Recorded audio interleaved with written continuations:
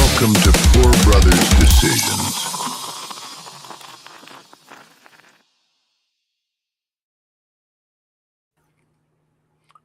Good evening to all of you beautiful people. What's Welcome to the happening, show. guys? Welcome. First off, I need to apologize for being late because, well, sometimes work interrupts life. And being in the South right now and everyone over here doing the freaking out because of a little bit of ice and storm and all that other crap going on, I had to go back up to where I was at and fix some stuff that did not get weatherproofed correctly. But that's all right, because you know what? It is what it is, and we are here late, but we are here, and we are going to be drinking some whiskey tonight. What are Mr. you having? Well, I was going to tell you that before you said what you're having, I wanted to let you know what I was having. I'm going to crack open this little beauty right here. And should I need to open another one, back behind me is several more if I need to. So I will be jumping into this one. What about you? I went a little different. It's whiskey, but it's Scotch whiskey. Okay, so I found some blended malt Scotch whiskey, and it's called Monkey Shoulder. well, that's better than monkey balls. Yeah, well, I wouldn't know. I never had it. You never had monkey balls? Nope. Yeah, well, I'm not sure how to get into this thing. There we go. well, it is what it is. So, real quick, that intro again was Hoopy Star. He did a fantastic job with that. I love it. Mr. Three over here, he seems to like it too. And also, our outro is by Hoopy Star. If by chance you guys need to get some 3D work done, or maybe some, I don't know, something for your show if you got one going on, Hit him up. That intro, I will never ever get tired of it. Yeah. Hoopy Star LLC. It's got a QR code thingy back here. And I will put his email address in there so that you guys can hit him up if needed. Chat. I want to say hello to everyone in the chat, and especially Katie Zed for helping me get this thing rescheduled on the last second, because literally we were sitting here with 2 minutes left to go live when I got the information, hey, we didn't do everything we were supposed to do, and oh well, you're going to have to go up there and get it done. So thank you again, Miss Zed. Much love, much appreciation on that. Mama T's in the house. We also got who else we got in here? We have Carla Belt. Yeah, Grim Reaper. Grim Reaper's here. I thought I saw Ace. Was Ace in here? Yeah, I saw that up there as well.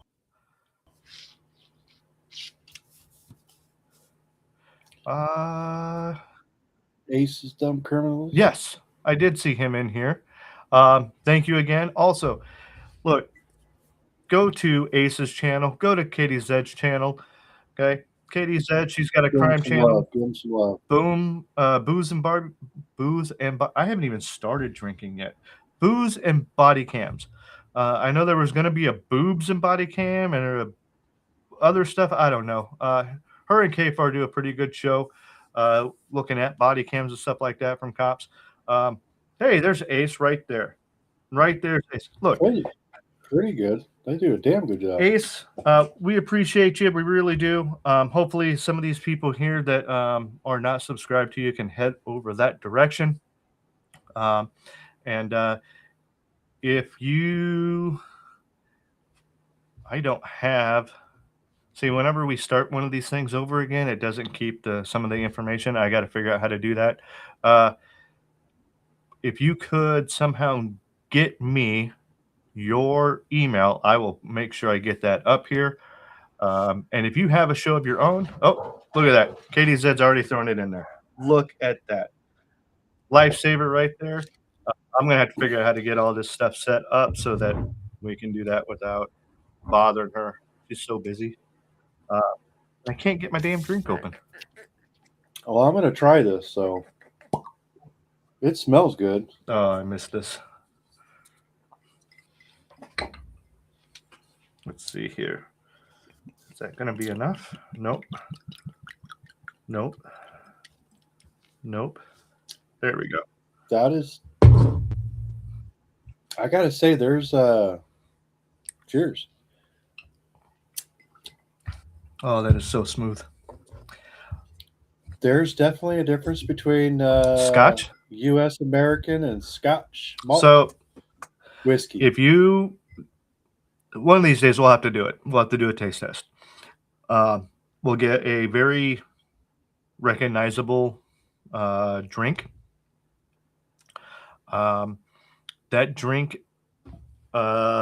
maybe it'll be a Blanton's, or maybe it'll be something that, you know, that commonly know, maybe a wild turkey. Okay. That of which I still haven't had. Oh, it's not bad. It's really not. And then we'll grab a Scotch, and then we'll grab an Irish whiskey, maybe a Jameson. Okay. Maybe something a little different. That way we can see those three different whiskeys back to back. And it's actually an interesting taste test when you do something like that. Adam, how you doing? This isn't bad. No, I like Scotch. It's definitely not. It's definitely not an American whiskey. I can tell Correct. you that. It is. It's actually not bad at all. No, it's smooth, but it's smooth in a different way. Yes. It doesn't have that. Like, it still has a little bit of that bitter kind of a, but it's smooth. So just so anyone, if you all want to know, our opinions are like assholes. We both have them, and they stink probably. And we're 100% not Whiskey connoisseurs. Whiskey, yeah. But at the same time, we are whiskey connoisseurs because we like whiskey, but we're not one of them snobby ones that can taste the nodes of vanilla off of the cocoa bean that they roasted. Hey, good luck with that, because I'm a smoker, so ain't gonna happen anyway. Got Shelly in the house. Hello. Adam in the house. Hello. I mean, we could bring the proper 12 back. I don't know if I have any here. Do we? I think we are already out. But yeah, that was good stuff there. That was good stuff.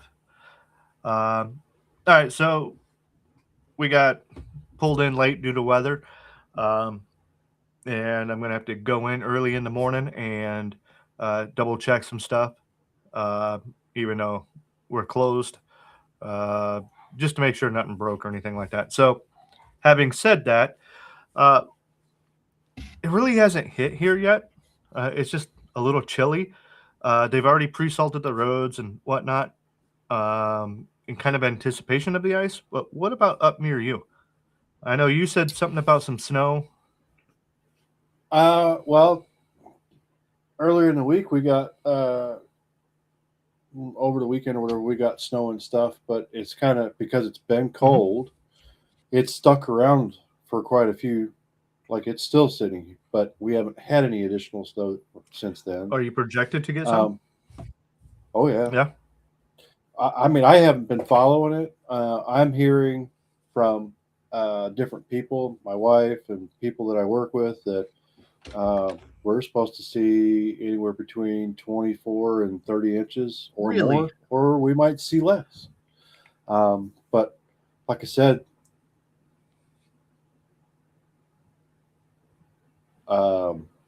what's up?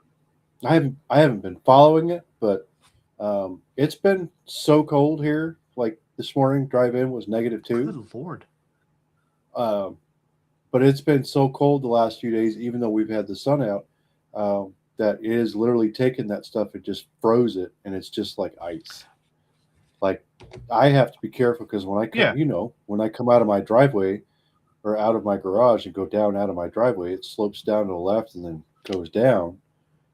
I have to literally put my Jeep into neutral as I'm coming out of the garage so that the torque from the engine on the all-wheel drive system doesn't just slide me across because it's wanting to No kidding. push me up and down.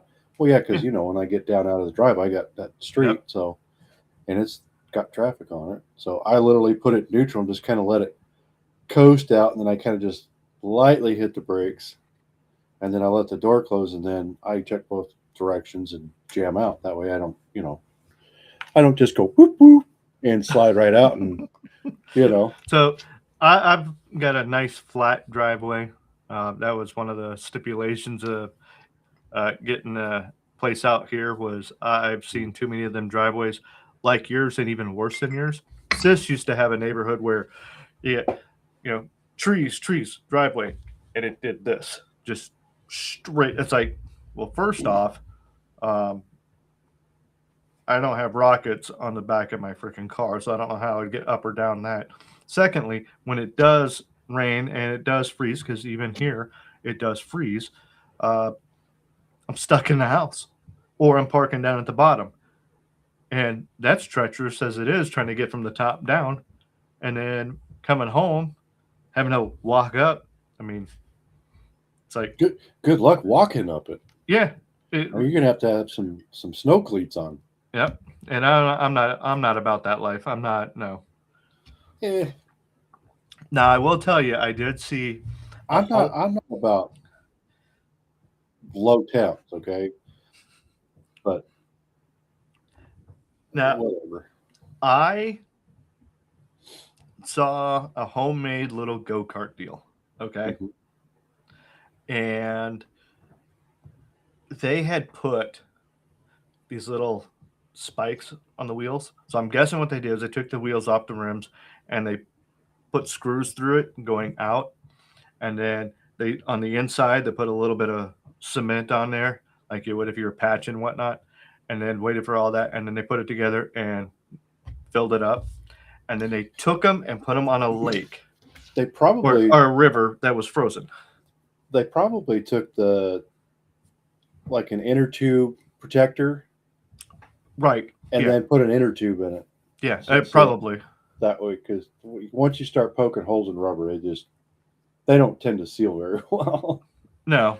But there's like a whole group of them. And they were just hauling ass on this river and just going in and out. And people were on the sides and they were, ice skating and stuff like that. But you could see him turn around and look, and because the dude had it, helmet cam and all that other stuff, and he's just ripping it, going. And when he got near people, he would start to slow down, and then you'd see the people on the side going, and he'd kick it in and get in there, and that I'm not into ice. I'm not into snow, but I'd probably do that. I think I'd have fun doing that. Well, yeah, because you can get bundled up enough to get out and enjoy it to an extent. Mm-hmm. If you're out there ripping it and just having a good time, just your adrenaline's up, you're staying warm, you're probably gonna be just fine. So that goes to the question to the chat. What are you guys doing with this weather if you're out here on the east side of the Mississippi? What are you all up to? I know that even on the west side of the Mississippi, like Oklahoma and stuff like that, Louisiana. Oh hell, even Texas probably. Texas got some too. I do know that they got some because was it Ted Cruz went to California, so they were like, we're fine, everything's good, and they said, well, I just saw Ted Cruz get on a plane. And they're like, oh, we're screwed. He did come back. Apparently, it was a short little trip, but yeah, they got hit a little bit. But what about everyone else in the chat? How are you guys doing? What are you guys doing to pass the time? Let us know, because I'm kind of genuinely interested because of the fact that I really don't try and get out into this stuff much. But I know other people do. They like to go skiing. They like to go snowboard, and they like to go, do stuff. And I'm just like, yeah, I'd prefer not to deal with people. I'm not a snowboarder or skier or anything like that, but I mean, If I was to do either one of those two, it would definitely be a snowboard, just because I think so too. If I was into it, but of skateboarding growing up. yeah, Yeah. I know that they're worried about it enough here that we're on a watch until tomorrow night, and I guess because it's supposed to hit us tonight, tomorrow, and tomorrow night. So Yeah, um, same here. supposedly, but I guess if it's bad enough, my work is gonna hit me up along with all the rest of the employees, but and say yay or nay As far as Monday. as far as money is concerned. Yeah. So I got some work conference thing that is Monday, Tuesday, Wednesday that I got to go to. So I got to go do that, and there's no getting out of it. I know that my better half has got to go do a work thing for her that's going to be out of state. I'm staying in state, so I'm not, really going to do anything. But it's one of them things. Unfortunately, I think I'm SOL when it comes to getting out of work because shit happens. Listen, I'm 4.5 miles, so it won't bother me. I'll trudge through anything and just get in there. The only problem I'll have is just how cold the shop will be. Yeah. Grim Reaper says he's going to be watching UFC and wrangling the boys. Hey, you got to do what you got to do on that one because wrangling the boys is like their own little UFC match. Yeah. And Mama T says she's going to be watching some dogs. Much appreciated on that one. Hopefully not too much trouble. So, and Ace, where do you say? There he is. Lives in Central Florida, and he's south of the. You know what? We tried to promote your show, and you One day, had to start bragging. You're going to have snow there. Cheers to you, sir. And as far as the Megadeth album, I have not heard the new one. However, I'm about to go grab that bottle myself. However, the Megadeth album, I have heard. You're the second person to say that was good. So I might have to go grab that one. And Katie Zed says she gets to travel to exotic places for work. If I told you where she was going, you'd be like,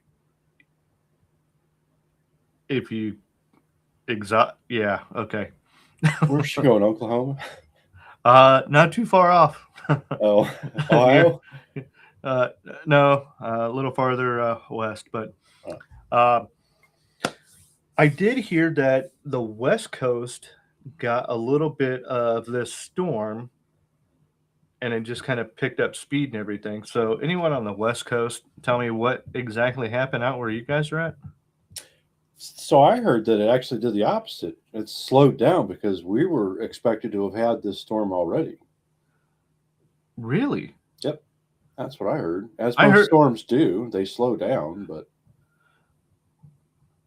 see, we were supposed to have already had this storm, from what I understood from another coworker today. We were already supposed to have this storm either today or yesterday. Okay, I can see that because it was supposed to be slow when it went across the west, and I think that it sped up when it come across the top of the Rockies and then slowed back down going across the Central Plains, maybe. Either way. Wait, hold up.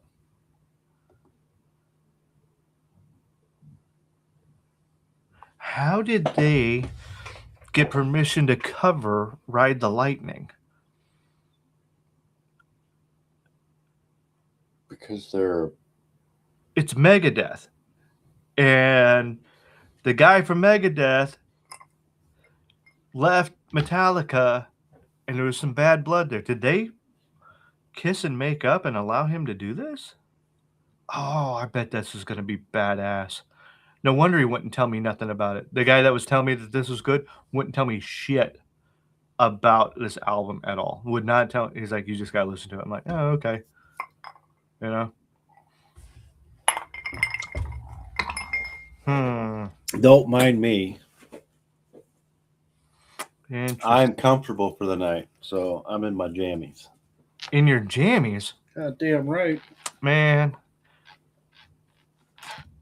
It's actually warm enough in here. I'm ready to take this coat off. It's like it's Yeah, really warm. I believe it. All right, I'm going to get into a little bit of this day in history because this is something that I saw.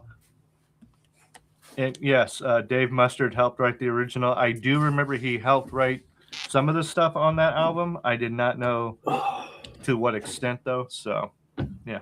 All right, so we're going to go a little bit of Roman. Little bit of Roman history here. So this is going to be back in the year 41. Oh, that's a... All right. I know you showed that to me earlier, but... Oh, look at that thing. Yep. That thing's badass. All right. So this date, January 24th, in the year 41, Caligula was assassinated. Okay? He was a Roman emperor. And he thought himself a god at that time. And he had these lavish sex parties and all sorts of stuff. Anyway, he ended up...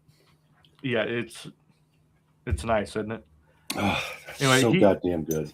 He ended up pissing off a bunch of his own senators and stuff like that, and then found himself on the short list to wherever his god is that he decided to go to.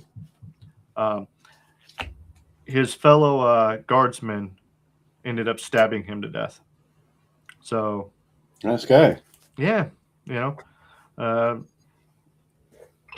this goes back through history, even before, you know, us, before the Romans. Back in the day, if you're a ruler of any type and you piss off the wrong people, you are definitely going to be taken out in one way or another. Well, that's Arizona for you. Sorry, that was Dad. He just texted me. What did he say? He said got 6 drops of rain. That's typical. I hope he saved them.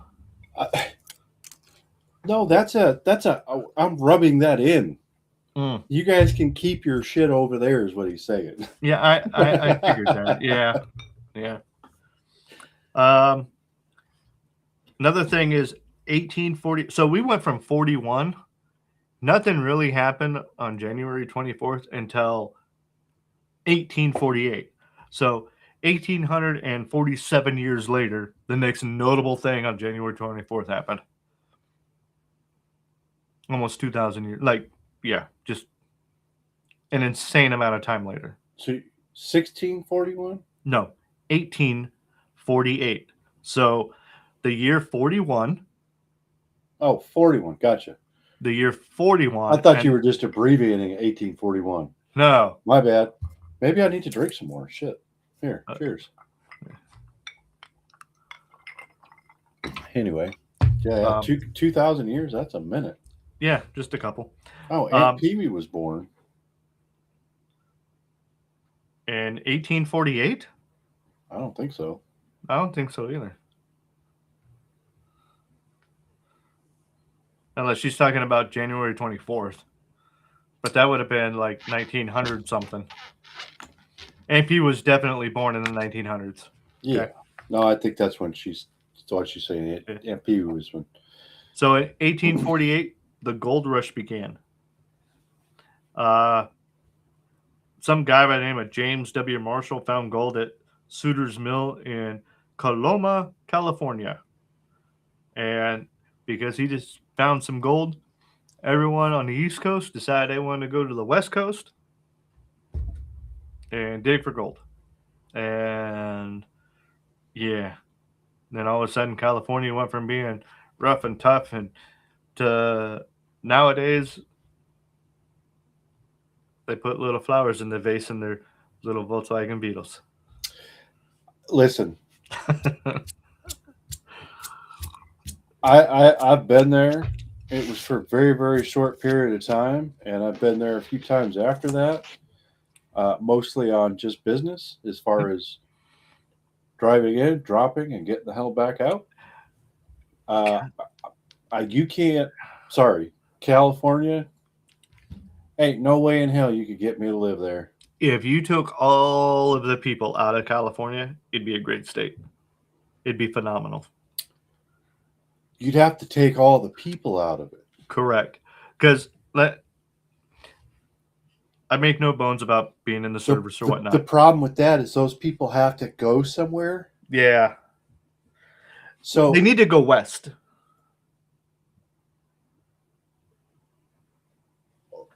No, they need to go west. The people that's in California, they need to continue west. Yeah. Okay. There's a lot of really long piers, and there's a lot of really short piers, and they just need to keep going. Take an extended walk. Okay. They're not going to get far, but I agree with that. And I'm not saying that's everybody, okay? No. But so California in general has just got some ridiculous things going on, and it's just it's a nightmare as far as anything political. Yeah. And if you thought you had any rights, if you thought that taxes weren't going to keep going up, it's living in California. I'm sorry, I've lived there. I have lived in California. Beautiful, beautiful place. It's one of the few places that you could wake up at 3:30 in the morning, go play in the snow for breakfast. At lunch, go play on dune buggies in the desert. And then at dinner, be on the beach surfing. Okay. And I've done that. And it was phenomenal. And it was the longest, greatest day as far as being able to do so much in such a short period of time. It was just a great day doing, that type of thing. And it's a beautiful state. Get rid of the people. Yep. Start over, and go that way. And I hate to say it, Arizona is turning into a mini California. Where do you think all they're going? Well, they keep coming east. It's getting to be too much for them over there in California, so they start piling their way eastern. Mm-hmm. Arizona's one of the first stops. Nevada's another stop. Yep. Washington, it's a little north. I mean, that's obviously north, but Washington's just as bad as. But they come over here and then they go, well, we had this over there, and then they start turning everything else into California. Yep. And then as they scoot across, it just gets no. You know what? He's absolutely right. Y'all should just go east or west. West. Keep going just go west. Georgia is fine as long as you stay out of the Atlanta metro area. I prefer Tennessee. And I haven't been there yet, and I would like to go because I hear a lot of good things about it. Yeah, I prefer Tennessee. But if I had to go to maybe extreme north Georgia or northwest Georgia, I could see that, but I think Tennessee, I want to be on the west side of the Appalachians, protected a little bit from the hurricanes that come in. Appalachians will slow that stuff down. Yeah. Less severe winters. I don't know. I would imagine there's going to be acoustic ceiling jobs pretty much anywhere, wherever they're having new construction done. So, yeah, most of the time that's commercial, unless you're getting into like basements and stuff where people would put the acoustic stuff down in there. But and that's the other thing is Arizona doesn't have a lot of basements. We're out on the west or east coast here Georgia, Tennessee, whatnot, we do have basements, and you are going to want to have that type of acoustical ceiling jobs put in. So it's probably more. Maybe because George did it back home.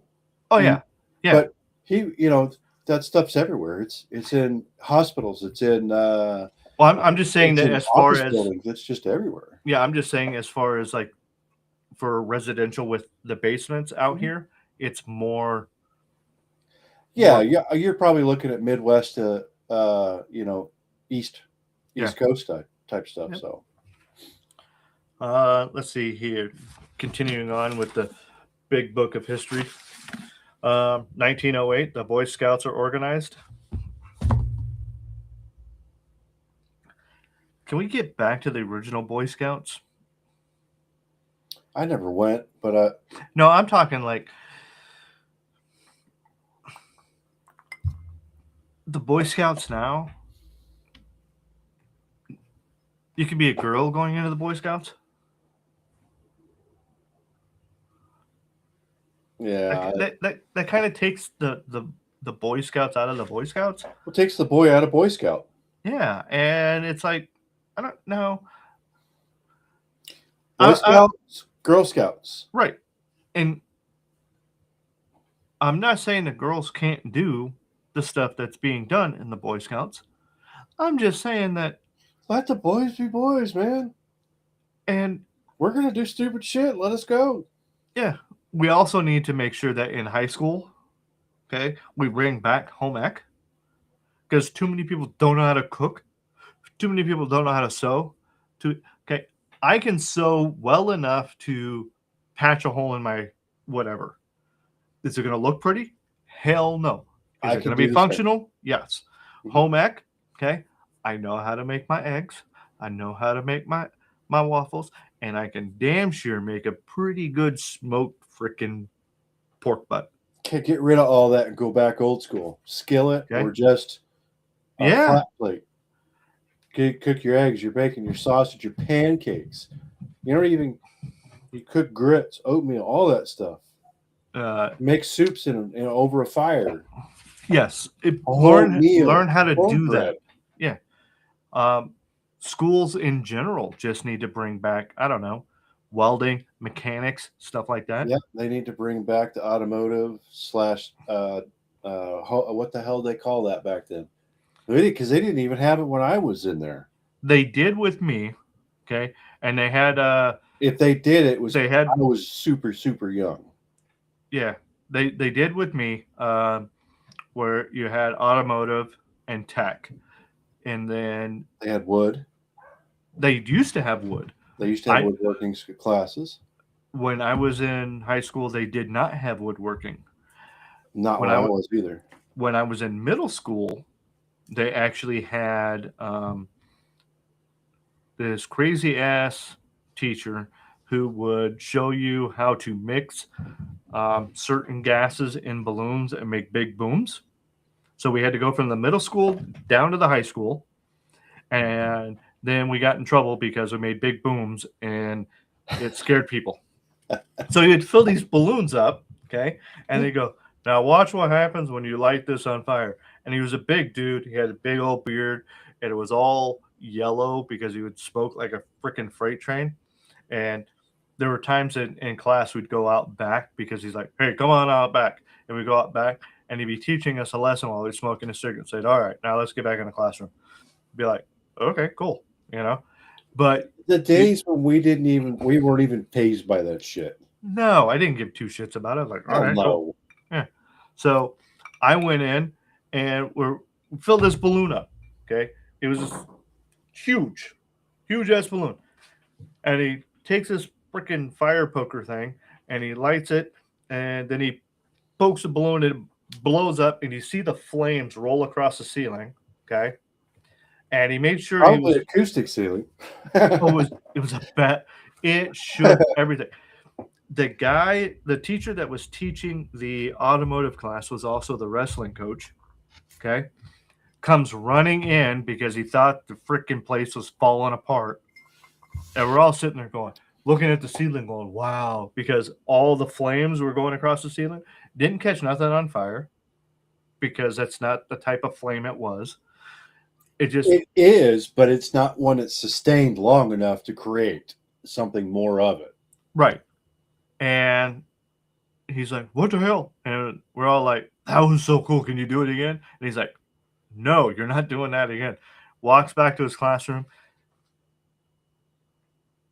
All right, we're going to build up this balloon. Fills it up with a different gas and goes, okay, now watch how this one reacts. And he's like, I thought I said not to do it again. He's like, it was a different gas. So yeah, we had a lot of fun.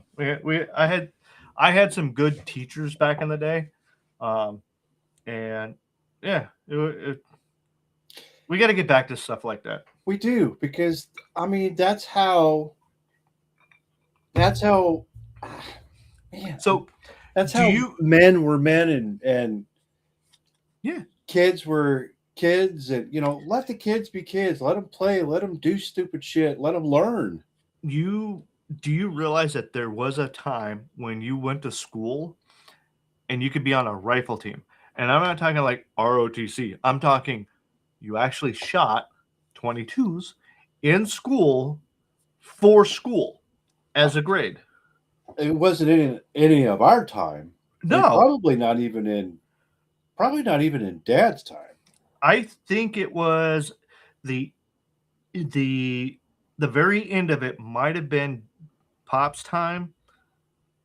If it was his time, it would have been right at the very end of it and the beginning of his time going through. But it We'll was have to see. mainly 50s We'll have and to- 60s. We'll have to get him to chime in on that and see if he has any info on that. Yeah.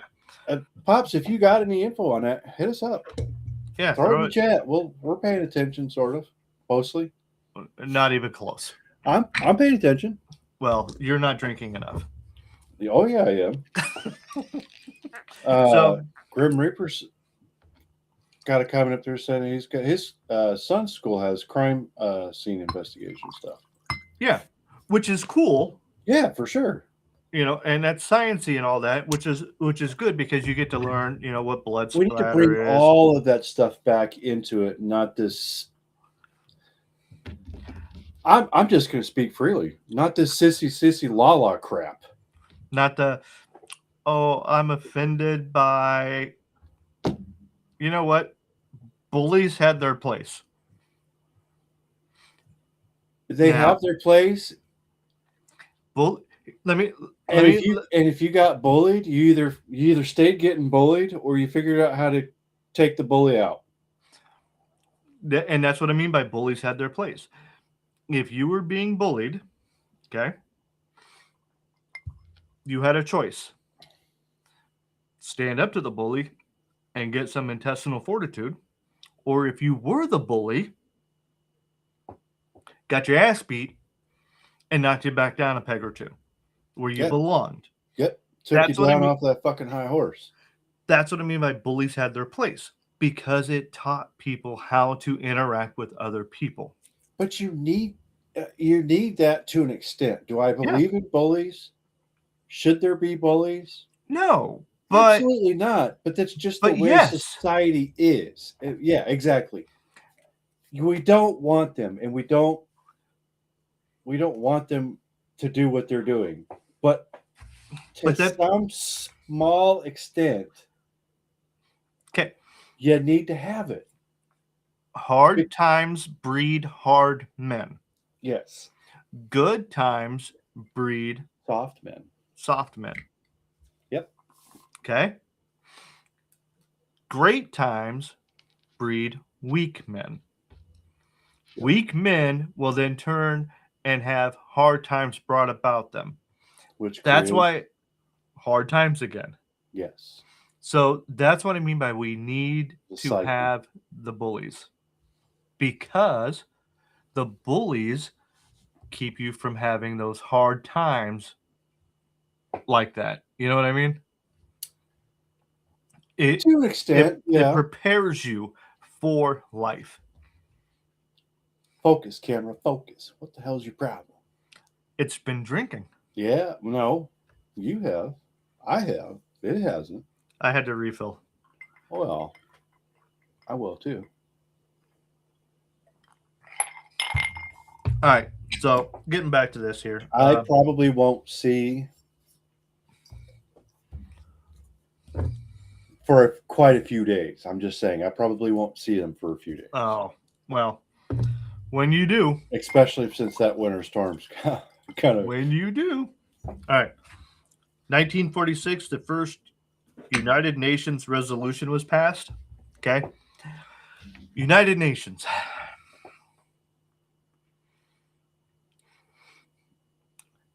I have mixed feelings about the United Nations. Did it have its place? It did. I think it did. Is it needed now? I don't think so. Again, I am your average blue collar. I find work, I do work, and that's it. I don't follow politics. I don't know anything about the UN, a whole lot about them, if anything. I just don't follow that stuff, okay? Right. But I have my beliefs and what I believe I should believe in. Now, one of the things I believe in, I was born in the wrong era, okay? I'm a Gen Xer. I'm probably a really late Gen X. Yeah, cis is right at the cutoff point, right around that. I believe my time frame should have been more of the 40s, 30s, 40s. Christ, maybe 20s, 30s, 40s, somewhere in there. I feel like that's where kind of my soul kind of lives. Yeah. What music do you listen to? I don't listen. And I asked this because of one music. And I asked this for one reason. If you consistently listen to stuff from the 60s on, I would say you're more of a late 30s, 40s. That's probably more generous than probably where I would say I would be at. Where if you listen to earlier than that, I would say that you'd be 20s and 30s. I think that's probably pretty accurate because I like a lot of the stuff from there's a lot of stuff I like from the 50s that I like music wise, but I think consistent wise, I'm probably well, let's face it, they don't play a whole lot of the 50s stuff anymore unless you go specifically seeking it out. But I probably do listen to more of the 60s and stuff later. Uh-oh. What is this? Legal Fiction. I thought you had a show. Is your show over? Everyone from Legal Fiction, thank you for coming over. Real quick. Hey, guys. We're not for everyone. I'm going to tell you that right now. Absolutely. No, hell no, we're not. But if you do come over and you do like us, please hit the like button, hit the subscribe because it does help everyone out. And thank you again, Legal Fiction. And for those of you that are stopping by, we talk about us. We talk about whatever. It doesn't matter. Right now, we're talking about history a little bit. We're talking about, we're talking about a lot of different things. We talk about whiskey. Whiskey? Okay. Right now, I believe both of us at the moment are drinking this dipped out maple syrup. Okay. Currently, it is. I had Monkey Shoulder, which is a Scotch malt. So, whiskey. Thank you. I appreciate it. Oh, Legal Fiction says he doesn't have a channel. It's just him. Oh, well, whatever. We'll take the raid anyways. Can you hit the like button? Please hit the like button. So, all right. So, no, like with the United Nations, okay. No, I agree with you. We may have been born in the wrong era. Okay. I just think mentally, like soul wise, I think is what I'm saying. I'm kind of older school. Yeah. And I think a lot of that has to do with the way Pop's dad, mom brought us up. Yeah. You know, the stick, the 2x1, what? No, I liked it. I liked it. You did, you sick fucking twisted bastard. Mainly because I learned how not to get caught at an early age, so You did. it did not come across my ass as often as it probably should have. Um, I want to thank Dad for that because I gave me wasn't so lucky. he gave me a couple of life lessons early on in regards to don't get caught, and I took those to heart real fast, real early. Apparently, it didn't sink into my shit fucking quick enough. Well, you know, that happens. Thank you, Legal. I appreciate you hitting that like button. You really need to get a channel. Uh, And real quick, I know that you're in the Atlanta metro area. How are things going where you are at? Because over where I'm at, they're not too bad at the moment. So, what about you? How are things going? Just while let he's us know. answering that, Pops got back with me. Oh yeah, what do you say? Going back to your like little explosion Yeah, scenario. yeah. Wait, hold up. Did it have anything to do with in the tire shop? It's exactly what it is. Yes, because I was there for one of those that he did on some guy in the back of a big old tire and scared the piss out of him. He said he almost knocked the windows out of the store by mixing acetylene, oxygen, and helium in a balloon and lighting the string as it rose above the building. Yes, yes. I've heard about that. So, all right. I woke up late one day to go to school and I missed the bus. And I went back to the house and I told Dad I missed the bus. I need to drive to school because he was on his way to work. And he was not happy. Was that in a green Chevy? I'm almost 90% positive it was. I think that It was could have green. been if we didn't drive the Chevy to work that day. It had to be the Chevy because we weren't in the van. No, that was later. Much later.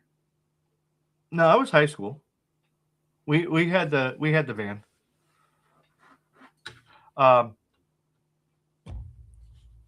Yes, legal fiction. I agree. I think we're in the same boat there.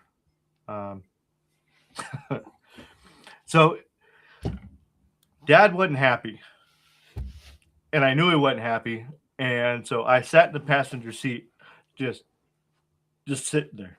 I was like, I don't want to get my ass beat when I get home because he's gonna have to stop, and then he's gonna be late to work, and if I make Dad late to work, he's not gonna be happy. And I was just in my own head, just going worst case scenario.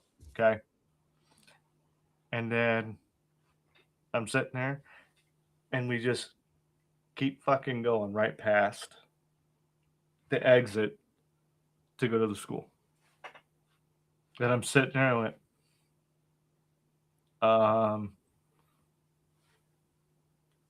school was over there. Because here's the thing. I was being so quiet. Maybe he forgot that I was sitting there. Really? No. No. So we're going. It's hard not to notice a little human next to you. Yeah. Quiet or not. Just sitting there, just shaking like I'm going to get my fucking ass beat later. I know it.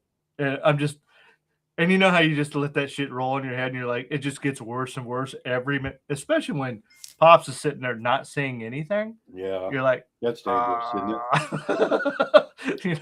He's just stewing. The only thing worse than that is when Mom looks at you and goes, and gives you that little smile, like, "Oh, you're dead, little shit." No, that wasn't your dad. That's your fuck. Yeah. So nice knowing you, kid. Yeah.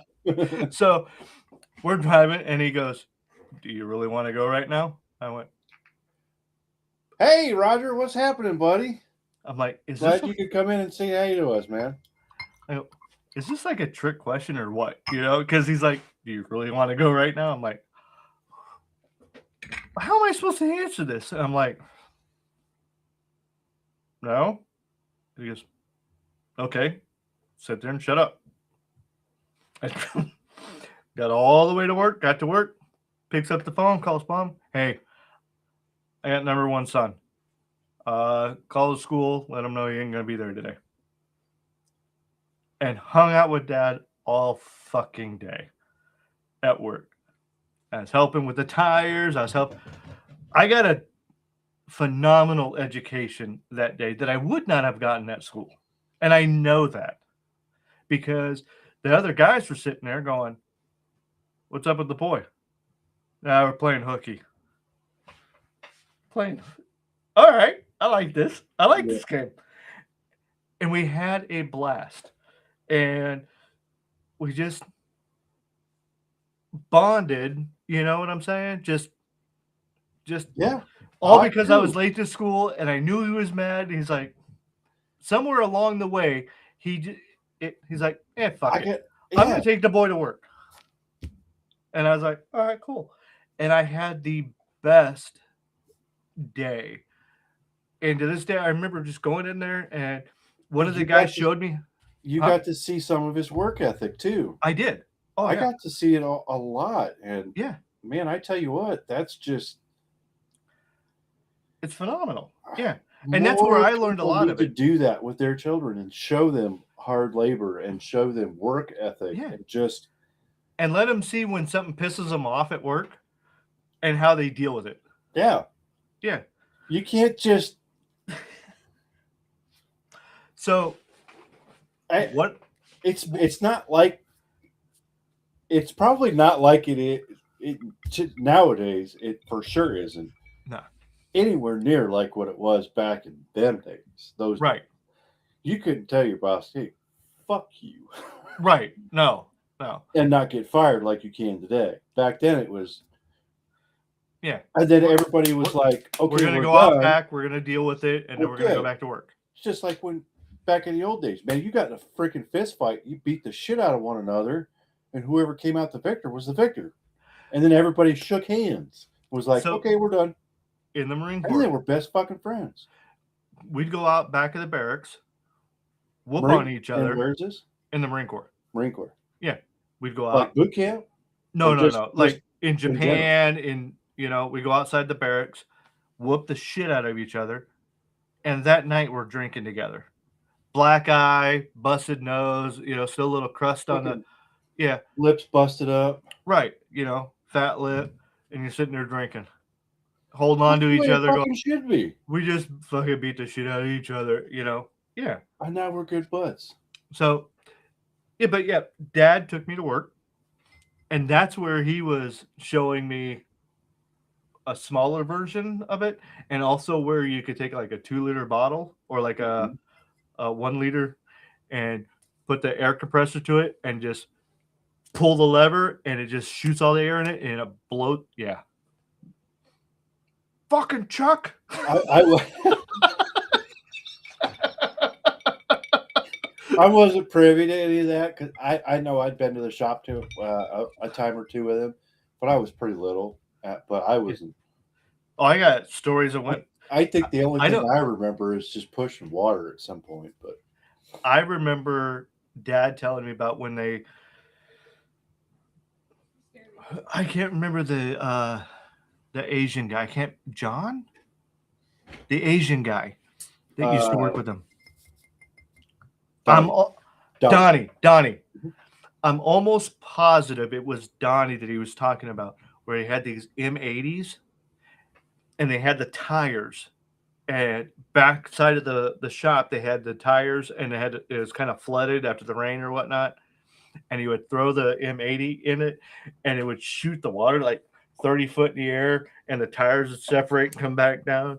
And just people were like, what the hell's going on? Just. Well, fucking worry about it. Yeah, we're having fun. Fuck out of here. It's a whole different time. And the only way you can get away with that now is you got to go to a small town. Even then, it's getting kind of Yeah. I mean, you have to be out in the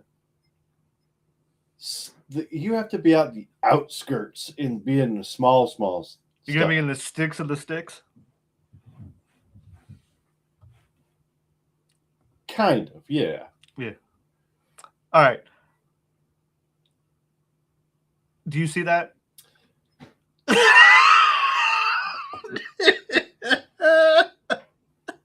You know what? And here's the best part, okay? There's always going to be a daddy's girl, and no matter. Who's gonna get ice cream and candy? That's right. And you know what? Somebody's got to do it. Yep. She's got it. Hey, you know. Somebody has to be the middle child.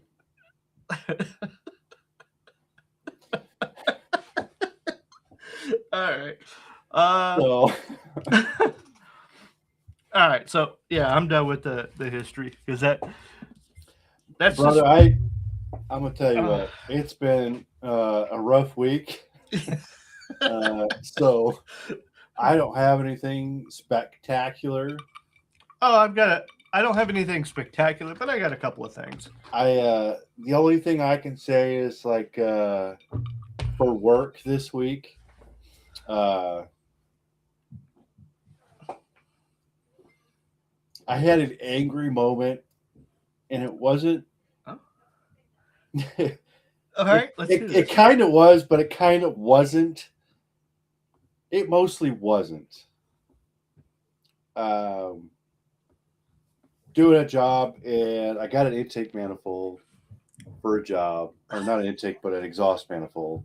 Okay. And it happens to be on the hardest freaking side of the vehicle. Okay. Was this a Chrysler product? It is a Chrysler. It's not a Chrysler actually because Chrysler doesn't make it. It's a Ram product. Okay. Anyways, the driver's side is a pretty difficult side. All right. So because there is an ABS module, there's a steering column, there's the dipstick, there is brake lines. I remember when I was doing the plugs. Okay. On your Hemi? Yeah. It's fun on that side, right? The driver's side sucks. Yeah, that's where the brake booster's at. It's hard to get to them last. It really sucked. So yeah, I want to say that I understand your pain, but my pain was nothing what you're talking about, and I know that. But I know what you're talking about being on that side of the vehicle. So it's bad enough that I had another that I did the right side of the vehicle where I had a wheel bearing and an axle, okay, on that side, and then on the left side I had the manifold and I had a wheel bearing on that side. Okay, now, so when you say the right side, left side, when you say right side, left side, are you talking driver's side, passenger side? Right side is passenger side in my perspective, and then left side is driver's side. So just in my line of work, I have my guys. Left side is going to be passenger side. No, left side is driver's side. So I always tell them, don't say left, don't say right. Always go driver's side or passenger side so that there's zero confusion. Right. Well, and that makes sense because people can't comprehend that a lot of times. Yes. But passenger side kicked my boot. I mean, royally kicked my boot. The bearing, not so much because that wasn't too bad, but the axle did. Yeah. It was a 2012 Ram, and it probably had the original half shaft in it. Oh, no. So getting it out from the wheel bearing wasn't the issue. It was getting off of the intermediate shaft so I could replace it. Okay. I spent a couple hours getting it off between heating it up and juicing it down with penetrating oil, heating it up, juicing it down, beating it with a freaking hammer, just beating the ever-living piss and snot out of it. And I finally resorted to just having to cut it up with a cutoff wheel. And finally got it off. All right, so but anyways, get over to the driver's side to do the manifold and the bearing in it. So I get the manifold and get it out. Luckily, the bolts that were broke, they were broke off about pretty much just ahead of them kind of broke off, which is Okay, pretty lucky because that's a blessing in disguise. it absolutely is, because a lot of times they don't break that far. They break down closer to the head.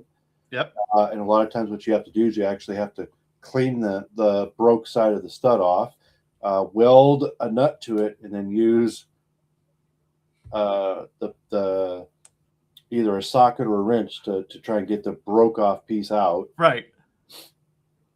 But I got lucky because both of the ones that were broke, they broke off pretty much the head. So I was able to grab just a pair of vice grips and just kind of work them back and forth. So you didn't have to weld anything to it? No. Okay, good. Took me a couple of minutes on each stud there to just kind of Work it out. work it back and forth to free up the threads on it and whatever. But so real quick, having that type of situation, I've had to take, and I don't weld at my job, right, but I've actually had to take a screwdriver, okay, actually a punch a divot into the actual head, and then take a screwdriver, pound that into it, ruin the screwdriver completely, got to go buy a new one, and use that to help unscrew it enough to where I could grab a hold of it with some vice grip, like needle nose vice grips, to pull them out. Off air, I'll have to tell you a better way to do that. But oh, please do, because this sucks. And I don't have to do it often, but when I do have to do it, I want to freaking annihilate shit. I know.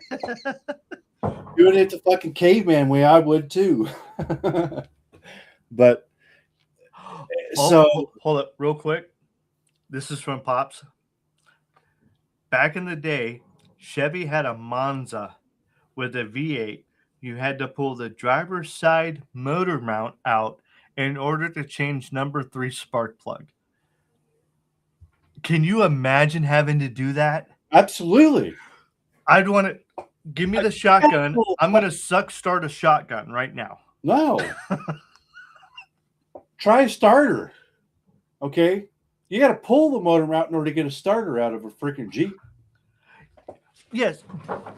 But I'm talking a plug. But I'm talking a plug. I understand. But then on a Cadillac, in order to replace the starter, you have to pull the whole intake off of it.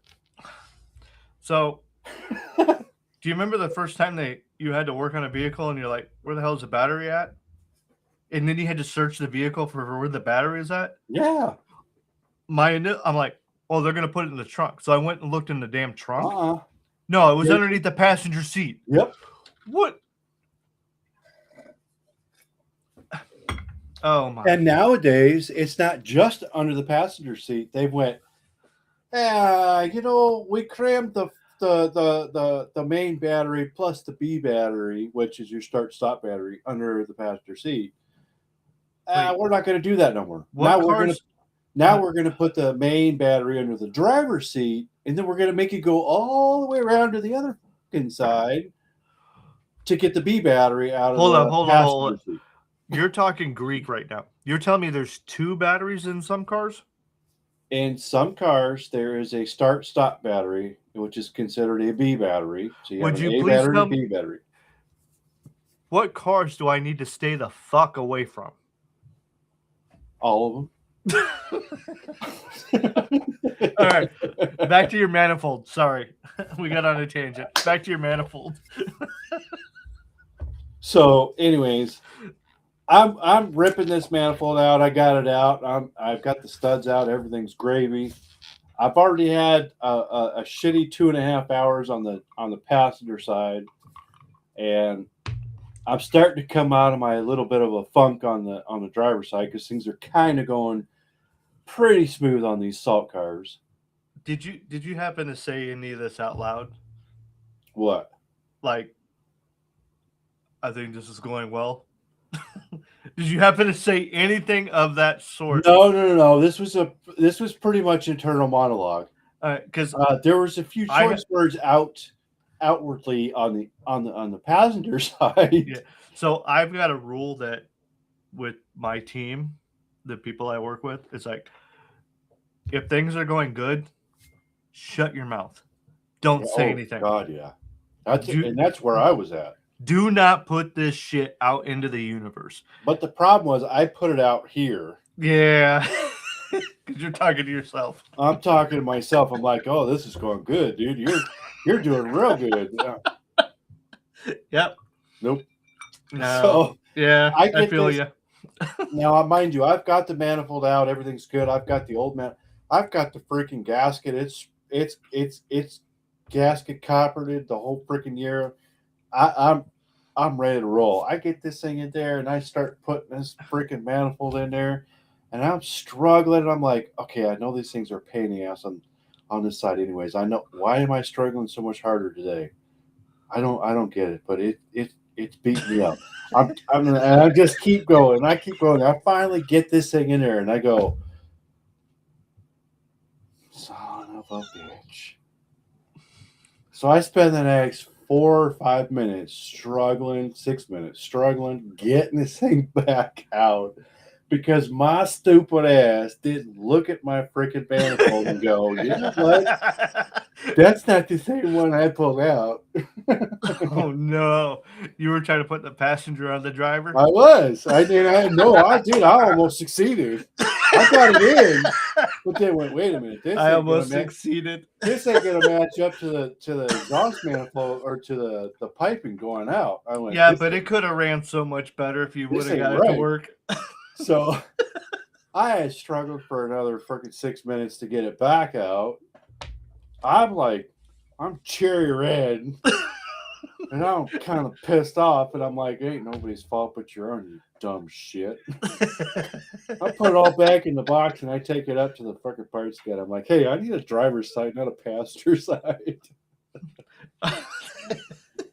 And I'm not happy about it. I'm like, I'm not mad at you, dude, but I just spent the last freaking 20 minutes putting this thing in and getting it out, and it was not fucking fun, and you know it. I can only imagine him turning around and going, well, yeah, you got to do both sides. I did. He gave me the manifold back, and I did the other side. So it is what it is, you know. And you know what the crappy part is? I had the passenger side out and in under an hour. I mean, it was probably 40 minutes. Yeah. Comparatively speaking to the driver's side. I mean, it's like, good Christ almighty. 2 hours long. Oh, just so you're aware. Yep. I'm out. Do you have another bottle? No. Oh, I do. So, cheers. I got a bottle you don't have. What's that? You got a couple of them actually, because I got different ones. I got Eagle Rare. Do you have any Eagle Rare? No, I almost got some though. Yeah.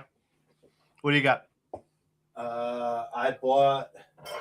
I know you got that monkey fist or monkey shoulder. Monkey whatever. Fist and what? What else do you get? I got some Baker 7. Okay, now I haven't had any of that. You have to tell me how that is. I haven't either. And then I got this Michener's. Yep. Now I've had one. It's not that one. I think there's one that's got green letters. That's the rye one.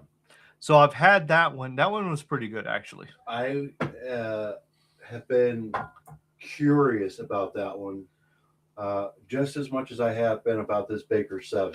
Yeah. So I'm gonna save the Michter's because they actually, at least where I buy my liquor at, they have 3 other ones. Yep. I'm gonna probably wait till I have all of them before I start cracking into them. Real quick, your mama says hi, and your mama is Katie's mama. So, hey, mama, how you doing? I'm really disappointed. Why? I'm not. That's all right. That's all right, though. Here's the thing. I'm patient. I've got several bottles of that back there.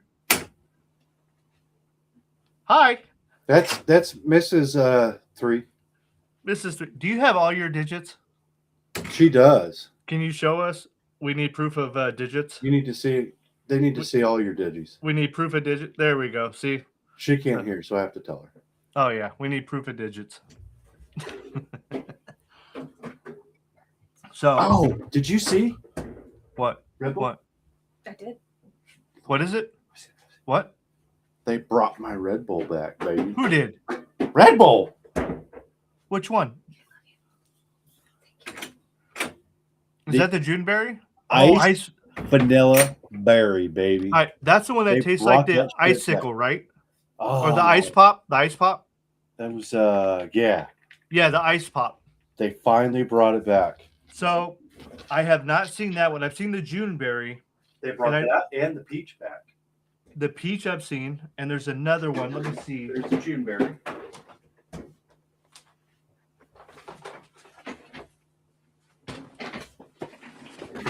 And then they brought the. Where the hell is it? The strawberry apricot. They brought that one back? Yeah, I just picked it up today. Ooh. Yeah.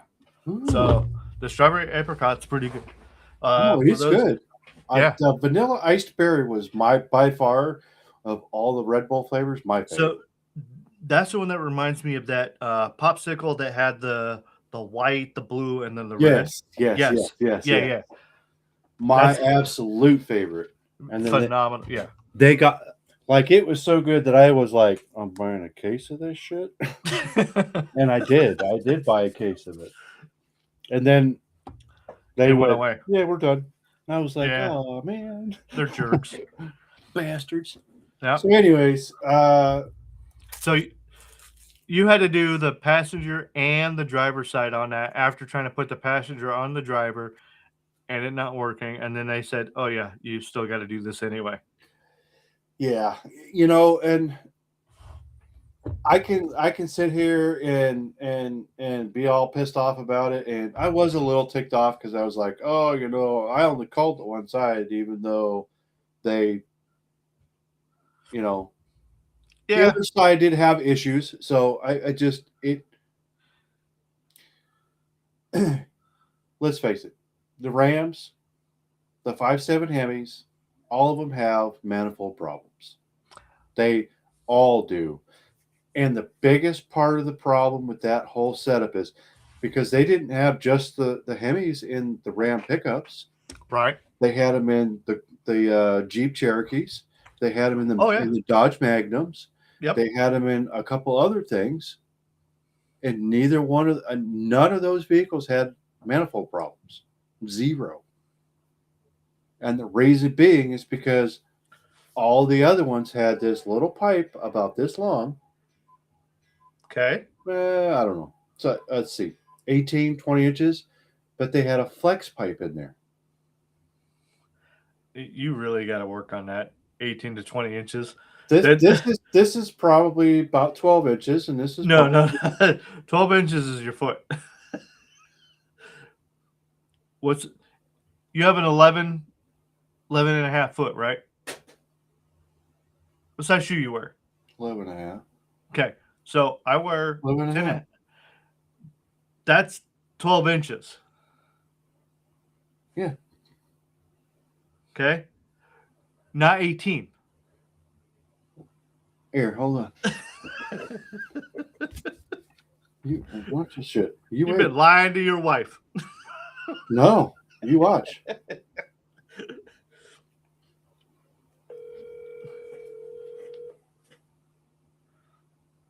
Who the hell are you calling?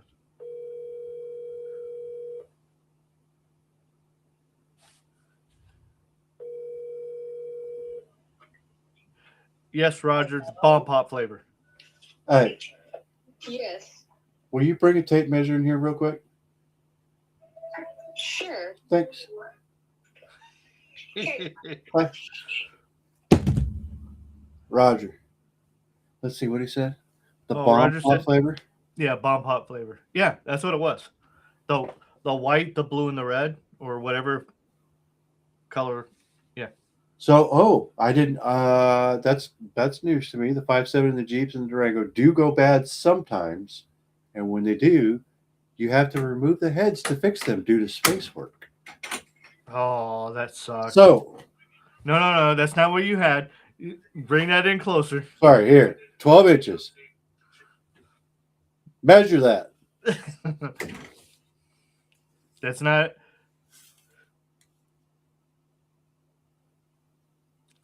We all know that was farther than what you had it, but that's all right. It's still only 11. How close? It was pretty fucking close. Thank you. It's not where you had Thank it. you. That's Not exactly where what you- I had. No, it wasn't. You were like this.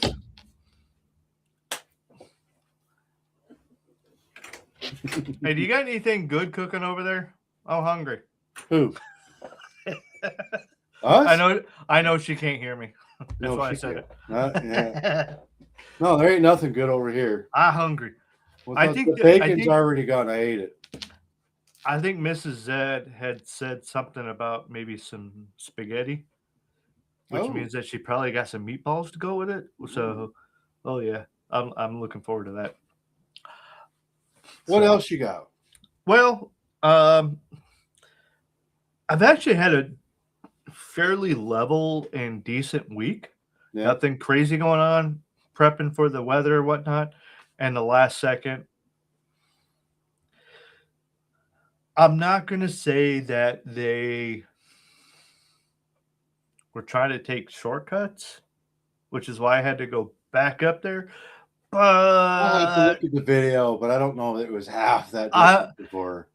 I'm not. Yeah, yeah. You said half the distance.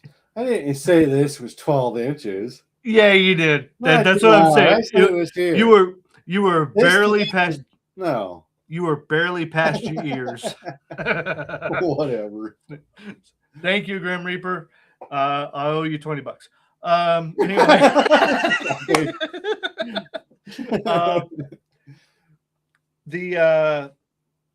Hey, when it got down to brass tacks, I did good. She said it was right, pretty much there. You were at 11 inches. We could all see I that. couldn't see fucking when nothing. When you went. This is about 12 inches. You went, and then when she came in with the tape measure, you went. No bullshit. No lying son bitch. No. I got witnesses. We got it on video, man. I'm gonna have to watch it. I don't believe it. So no, the week was pretty good. With the exception of the last, couple hours, type of thing. But even with that, it's a learning thing for them. There are a lot. Both of my little ones, or all three of my, well, two of my nieces are older than them. I got a nephew that's younger, but anyway, they're young managers. Okay. The one that's in his 40s is still a young manager. All right. Because he's done a little bit of management, but he hasn't done a lot of management. He's young in the sense of his management skills. Right. And how long he's been doing it. So it's one of those things of I had to go back. All right. I have a thing that's trust but verify. I'm going to trust that you're going to do your job. Okay. But I'm going to verify that you did it. Without me being there, I can't verify that you did it unless you send me pictures.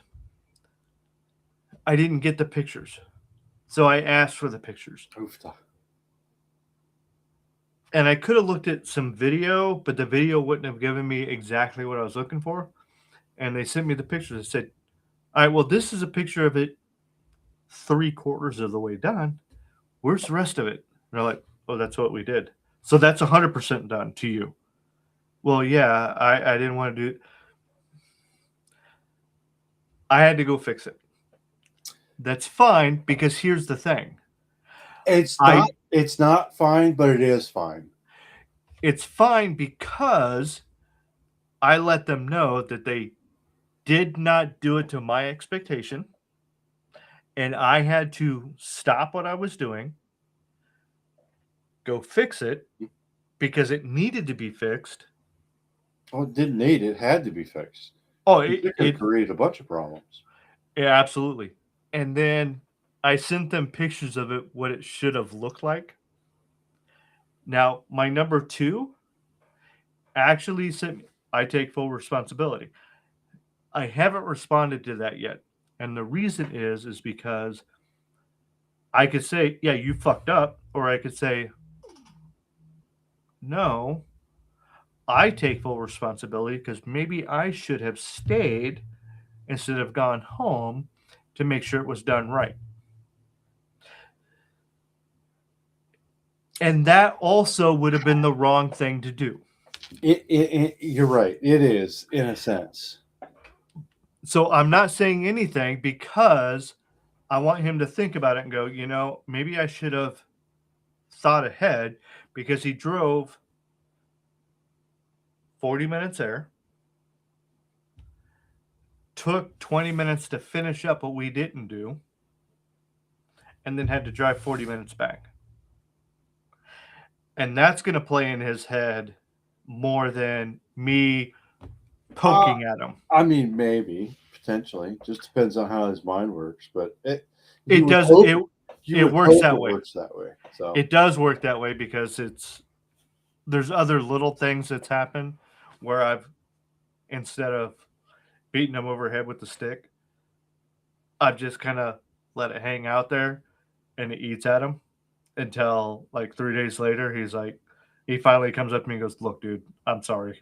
I'm like, well, first off, that was 3 days ago and I've forgotten all about it. It is what it is.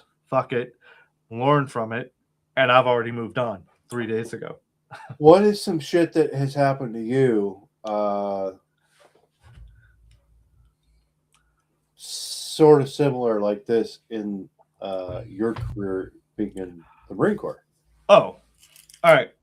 So do you have any stories like that? I do. That maybe you did Yep. that was pissing off your superior or whatever. So I'm going to give you an example. All right. Yes, sir. No, sir. When you're talking to an officer. Okay. If you're trying to get an officer's attention, excuse me, sir. Okay. Because you're interrupting, you're trying to get their attention or whatnot. I was not getting the response I was looking for because I was not looking ahead and going, maybe I just need to shut up right now. Shut the fuck up. Yeah. Yes, that is exact. Yeah. I needed to just take a step back and just wait my turn. And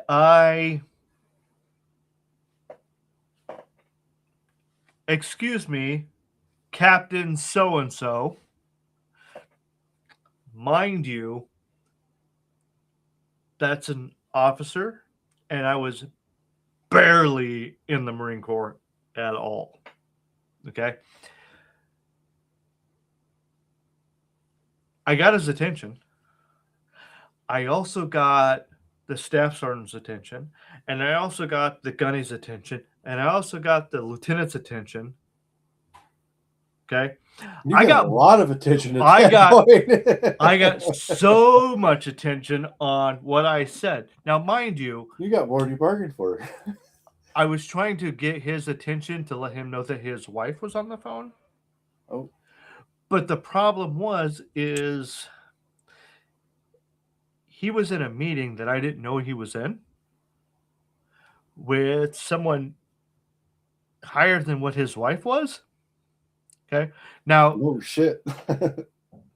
and when I say that is because she was calling on an official capacity because she was an officer, but the officer that he was talking to was like 3 steps removed. So her official capacity was diminished by at least 3 steps at the minimum, probably like 4 steps. And I went in and I just jumped all of it to get his Yeah, fuck attention. all this shit. I'm going right here. And when you say that I got more attention than what I wanted, yes. And it was for a very good and deliberate extended time period. And I learned a valuable lesson of just shut the fuck up, Dave. So yeah, I have done. I've been there. I've done that, and I've learned to assess a situation and go.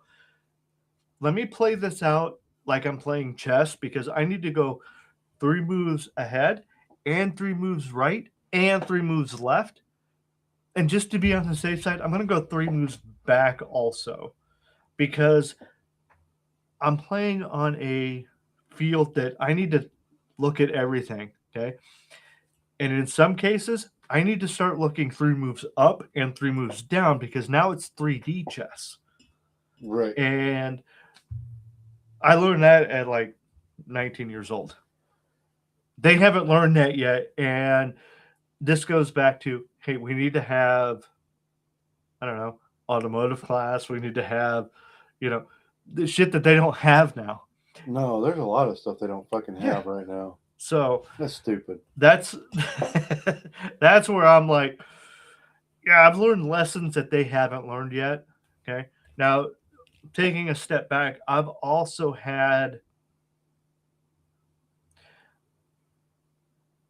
at 20, 21, 22 years old, I've been put into positions where I've had the lives of other people under me reflect on me. They're 19, 20, 21, 22 years old, and they haven't figured out how to make sure that they do their own laundry yet. Fuck, they can barely fucking feed themselves at that point. Right. And I have to take a step back and go, that's not necessarily a difference in age. That is a difference in environment. Well, environment and experience. And being in the Marine Corps and having to do some of the stuff that I've had to do aged me a lot quicker in certain circumstances than others. And that's fine. I just have to remind myself that it's fine because they haven't had the same experiences that I've had.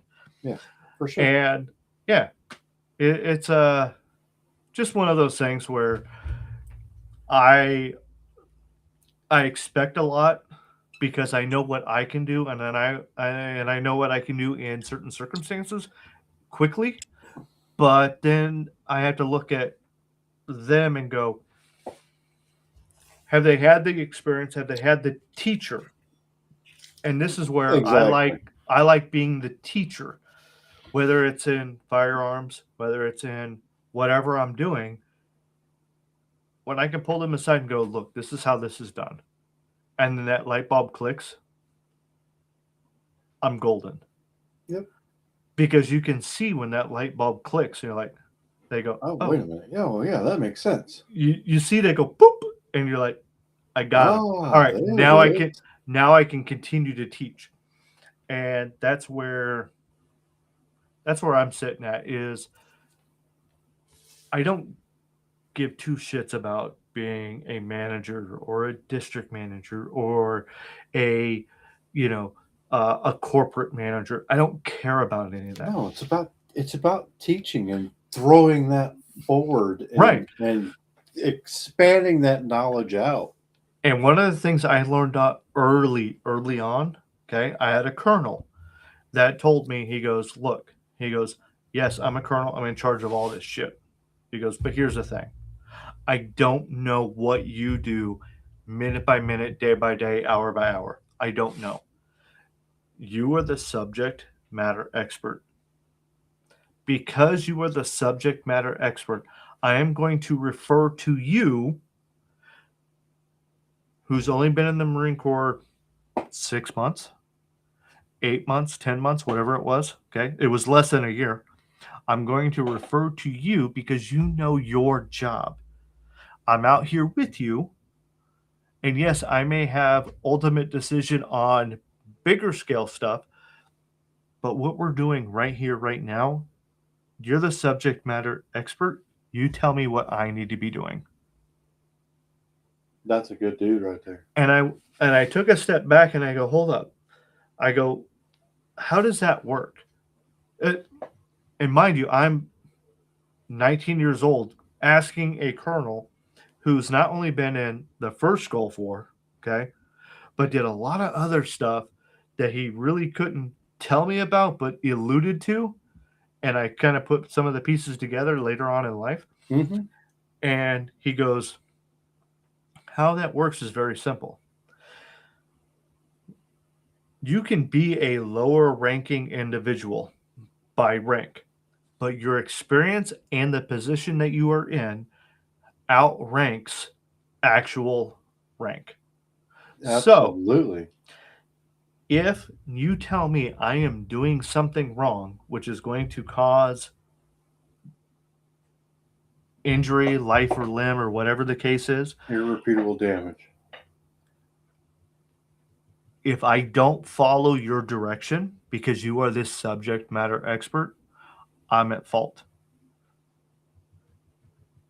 No, even if I tell you I'm going to court martial you, the fact that you are the subject matter expert, if this were to go to any type of court, tribunal, whatever, they would find me guilty of not following the subject matter expert in that situation, even though I'm the one in charge of you.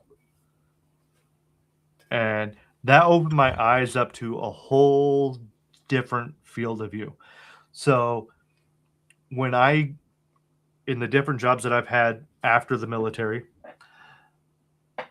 I will look at people and go, do they have more knowledge in a certain area than I do? If so, I'm going to pump them for the knowledge. Why am I pumping them for that knowledge? It's because I need to learn, but I want everyone else around me to learn also. Which, when I talk with you, you're a couple of years younger than me, okay? Most people go, well, that's his little brother. Obviously, the older brother knows more. Fuck no, I don't. I know a lot less when it comes to mechanical shit than you. And by a lot less, I am first grade while you're a senior in freaking college. Okay. I know this. That's why I ask you for advice when it comes to cars because you're the subject matter expert there. And it's the same difference on other things. Right. It's a vice versa thing. You know things, I know things. Right. We bounce it. Boom, boom, And boom, boom. knowing I help you, you help me. Boom, boom. and It's knowing give and where take. my limitations are and knowing where your limitations are not, where your knowledge is, that's where I go and I go, I can learn something from someone that's way younger than me. Okay. I got a young kid Absolutely. that's pretty damn good at, doing sales. Okay. But what he doesn't know is the advanced part of it. He knows some of the technical stuff on the very beginning, on the advanced part of it, on the back end with psychology. And I'm teaching him that, and it's opening his eyes up to where he's like, I never thought of that. That's amazing.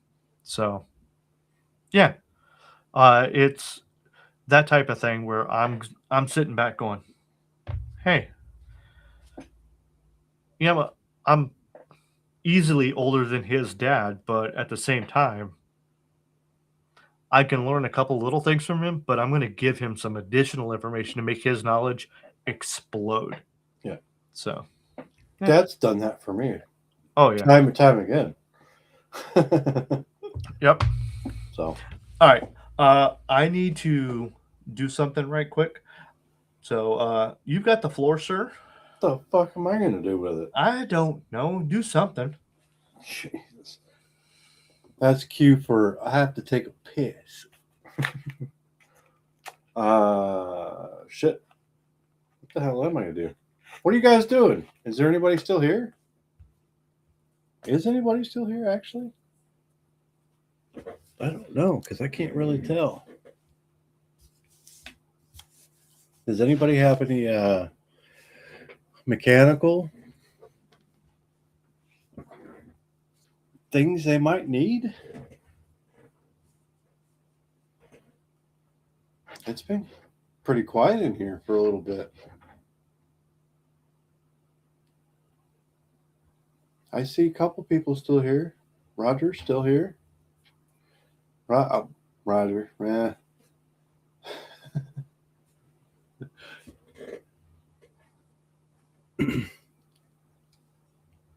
Oh boy, what do I do? Anyways, this is what you get when you get put on the spot. You don't know what to do. Yep, lost.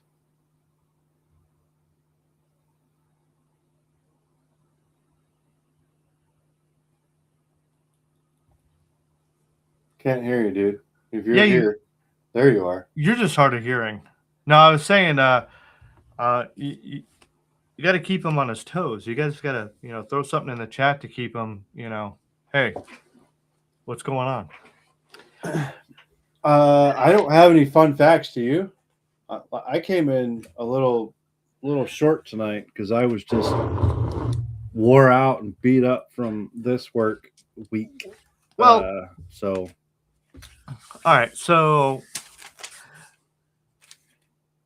do you want to hear about one of my favorite all-time weapons that I got to play with? Absolutely. All right. Even if So, I was a machine gunner. All right. And one of the, everyone talks about the Ba Deuce, which is the 50 cal and all that, which is it's a phenomenal weapon. I actually came in at the point where the class before me was shooting the M60, like what they shot in Vietnam. My class was the first class to shoot the M240 Golf. Okay. Same caliber, just a different weapon. And so I didn't get to shoot the M60 until like 3 years into my Marine Corps career. But I shot the M240 Golf, which I became very, very proficient with. But that's not what we're talking about. switch the screens. Oh, sorry. Put your ass big up there. So one of the things that I got to shoot, you got the 240, you got the 50 cal. Yeah, okay, cool. It was a Mark 19, okay? The MK19, we call it the Mark 19. So a Mark 19 is a fully automatic grenade launcher. When I talk about a grenade launcher, let me see if I can share my screen here because this is freaking amazing. Which one is that? Is that this one? No. Roger says he used the saw when he was in. So the saw was a 0311, or if you were an 11 Bravo in the Army. Okay, so that was a 5.56, and it was a smaller one. The M240 was a 7.62, and then you got the 50 cal, which obviously was 50 cal. This is a Mark 19. Don't know if you can see that. Can you see it? Yeah. Okay.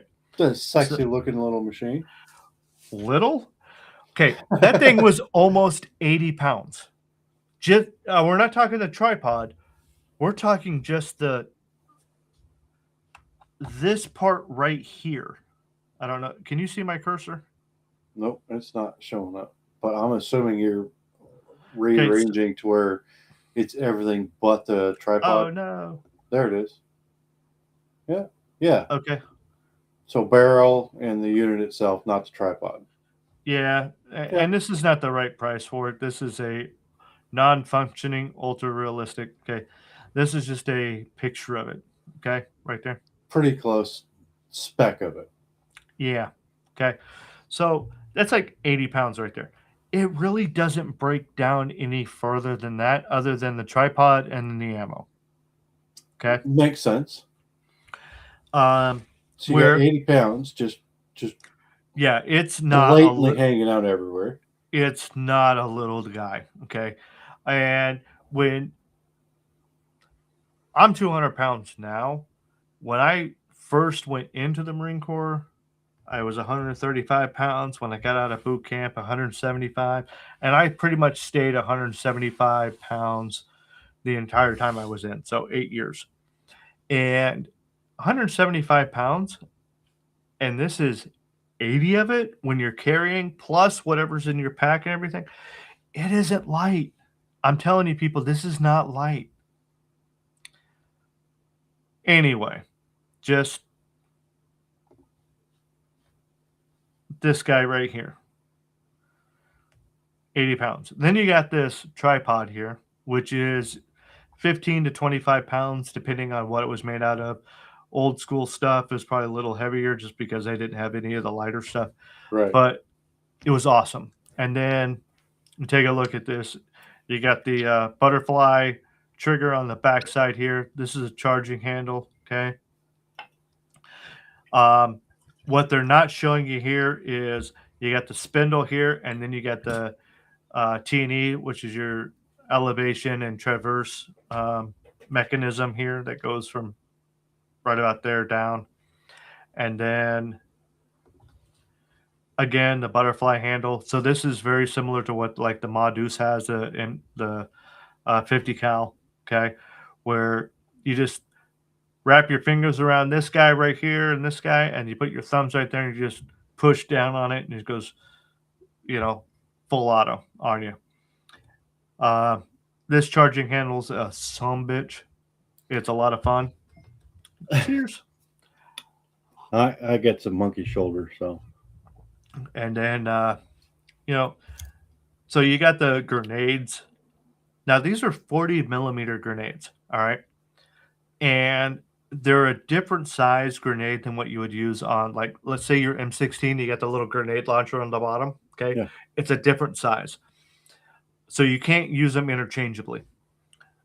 Anyway, this guy right here, just the feeding mechanism, the whole bit, it's phenomenal, okay? And we get back to here, it's a grenade launcher, okay? This is something that throws grenades, okay? And when I say throws grenades, we're talking up to like almost 2,500 yards, okay? Not Good 2,500 God. feet. We're talking 2,500 yards, okay? So take 2,500 yards, times that by 3. That's about how many feet this is going to throw a grenade, okay? And it's not throwing one grenade. It's chucking it. It is multiple grenades, okay? When I say multiple grenades, it's a machine gun for grenades. Hi. All right. So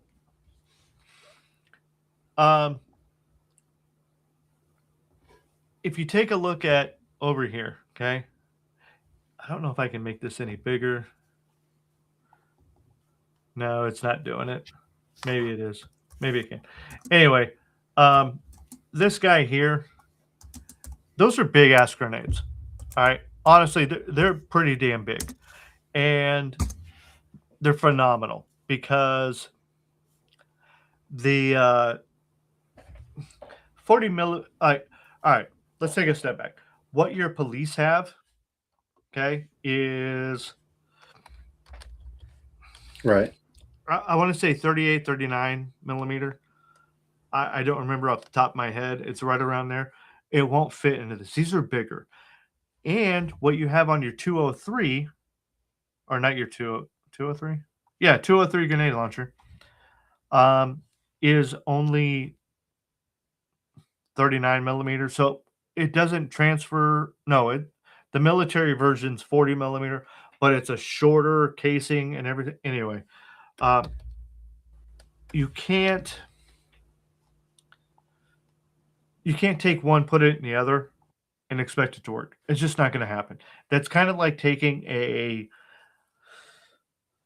You can't take a 5.56 and put it in a 2.23. You can take a 2.23 and put it in a 5.56, but even with that, you can't do that traversely with the Mark 19.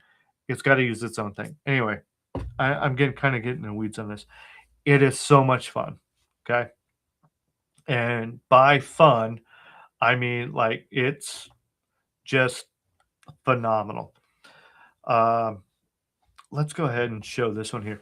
So this is a normal sized individual. So take me.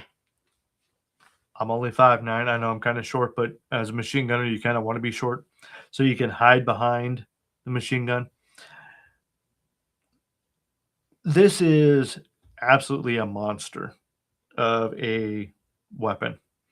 And these are all the grenades. You're probably going to get between 35 to 40 grenades in a box. Okay. So in an ammo can, you're only getting 35 to 40, and then you got to pop it open, throw in another box, and off you go. What's really cool about this is the fact that it shoots these grenades almost 2,500 yards. When it shoots these grenades 2,500 yards, it's not like you're just taking a grenade and go, okay, like a baseball. We're talking many It's football chucking fields. it. Yeah. Okay. It's going out there. And it's not going out there as a dunk, dunk, dunk. It's It- tick, tick, tick, tick, tick. It's going dunk, dunk, dunk, dunk, dunk, dunk. Okay. It is so much fun. Okay. And I could tell you stories about that, but I can't put them on YouTube. It's just not, that's never going to happen. So we're going to take a look at this guy here because, damn, I got out of it by accident. Is that him? Yeah, that's him. All right, we're going to share this one. If you take a look at this guy here, this guy's probably bigger than I am. Again, 5'9", 200 pounds. Okay. This guy's probably closer to 6 foot just by looking at where his legs are stretched out. I would say he's probably close to 6'2". And as me at 5'9", I fit behind it. Now, this is the Modus. Okay, so this is the 50 cal, and this is the Mark 19. When I fit behind it, I got down in there, and if you were the enemy, you were just looking at the gun. You weren't seeing me. Right. Okay, where he's kind of sticking up a little bit. All right, and these little blue tips here that you're seeing right there, those are practice rounds. Okay, they're not high explosive or HE, but he's out here playing. Okay, he's out here practicing. He's out here, learning about it. These things, it's phenomenal. It really is. And on top of the fact that they can be on a tripod, you can also put them on vehicles. So they could be vehicle mounted. And I've seen them where they were on Humvees. I've seen them where they were on tracks. I've seen them on different types of tracked vehicles. And I've also seen them on pickup trucks. Yeah, no shit. Okay. Because it is such a It's universal. well, not only is it universal, but it's also got a lower recoil than what you would think for something of its size. Okay. Right. And when we're talking about that, with the Mark 19, okay, it's belt fed. So that the ammo can that you saw, all of those are linked together like you would with any type of belt fed weapon. Okay. It's blowback operated, which means that it fires from the open bolt. Your 223 or 5.56 that you've got, that's a closed bolt weapon. That means that the round is inside the chamber when you fire it. Okay. Mm-hmm. Where with this, that round is on the outside and it slams it forward, it goes off, and then it pushes that bolt back and then it grabs the next one and pushes it forward. And that's called a blowback. Okay. It's air cooled. It doesn't fire fast enough to where it needs to be water cooled or anything like that. but it has a good rate of fire, and we'll get in that in a second. It's crew served. Again, the gun itself is 80 pounds. Okay, so one person's carrying that piece alone. Then you got someone else that's going to carry the tripod. Then you got someone else that's going to carry ammo. Okay, and that, because it takes multiple people, that's what you call a crew served weapon. The Ma Deuce is a crew served weapon. Technically, the M240 is also crew served. However, I've carried the entire tripod and gun and also ammo with it, with the 240.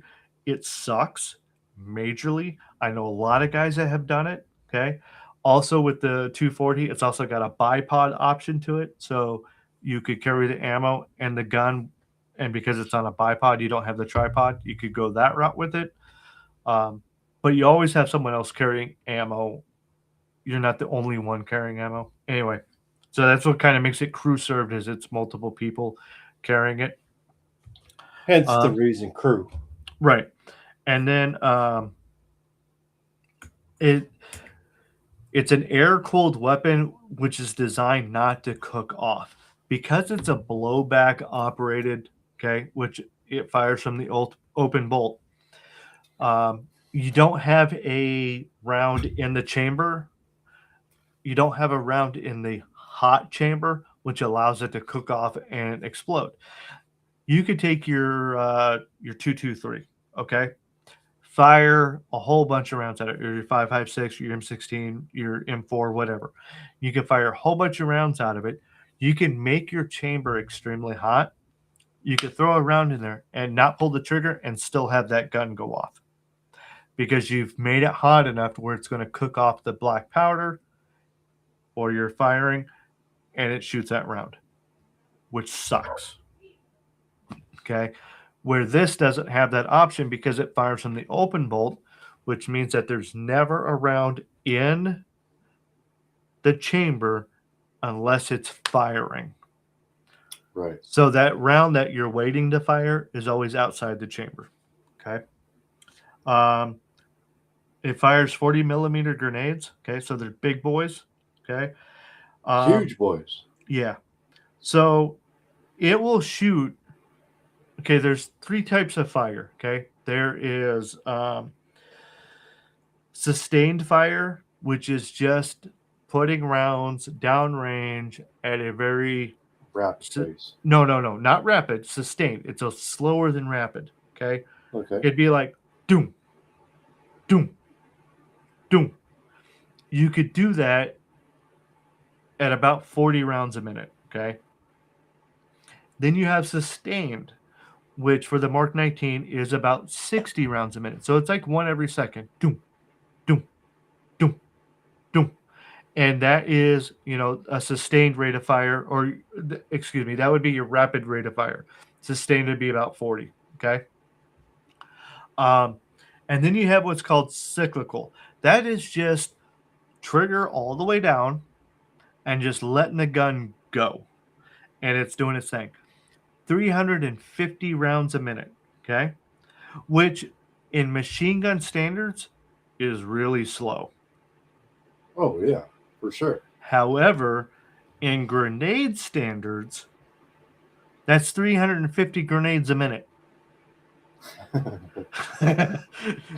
So, and that's what a lot of people don't understand is, yeah, a machine gun typically goes okay, but a Mark 19 goes which is considerably slower, but it's not little bullets, it's grenades coming at you. And this brings me to this, which I'm going to share this one here, and we're going to let this play for a second. Let's go like that. No copyrighted shit, right? No, there shouldn't be. But so you can see them setting it up here. Okay, you got the T&E, which traverse in your elevation. Okay, so you traverse left or right, elevation up and down. That's what you see right here that he's putting together. Okay. This over here is a spindle on the front end here that connects the gun to the actual tripod. Right here, he's charging it. Okay. Making sure everything is good. He's going to open up the ammo can so you can take a look at these. These right here are, let me pause that right. Oh, let's back it up just a touch.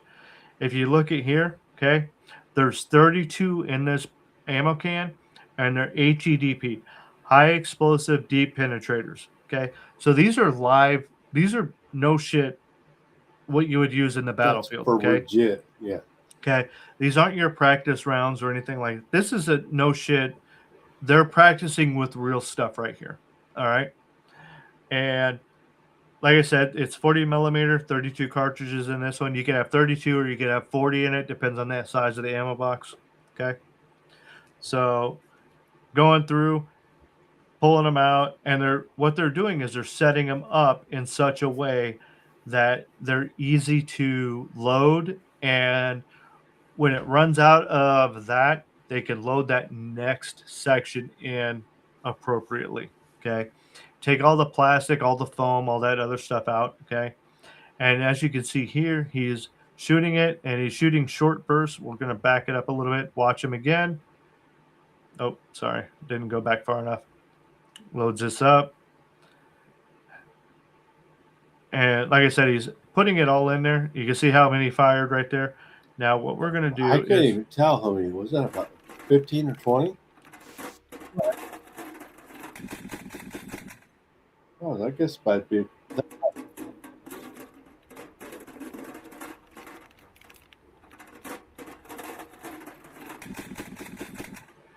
Well, that might be about 7. doom, doom, doom, doom, doom, doom. Okay. So he really wasn't hammering in on it, but he was letting it go. Okay. So that right there would have been a rapid rate of fire, and probably a little faster than rapid rate. So he's between 60 and 70 rounds a minute on that one there, just off of a quick guesstimation. Okay. And again, we're going to take the volume off. Okay. But yeah, these guys here, they're in here, and it's taken 3 of them to lift it and move it. But mind you, they're also having their own gear. Now it dropped down to 2 people. 2 people can do it. Okay. Watch him as he fires. Bloop. Shoots 1. Okay. And in a second, we're going to hear it fire, and then we're going to hear it impact downrange. And mind you, this is a grenade. So it's lobbing it like a quarterback would on a football field, and he's going from end zone to end zone. All right. So the best thing I could say is you could watch it fire, you could hear it coming, and then you would have it explode when it hits you. Okay. That's how slow it's moving. This is not one of those supersonic things. Okay. This is a very slow moving projectile. And here we go. We're going to back it up just a little bit because I want you to hear this.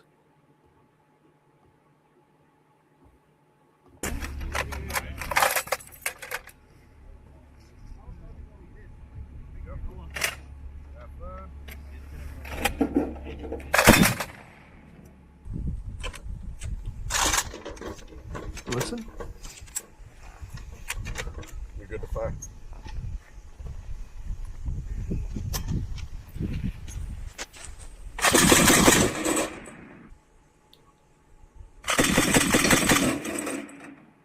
That's like 5 rounds. Jesus.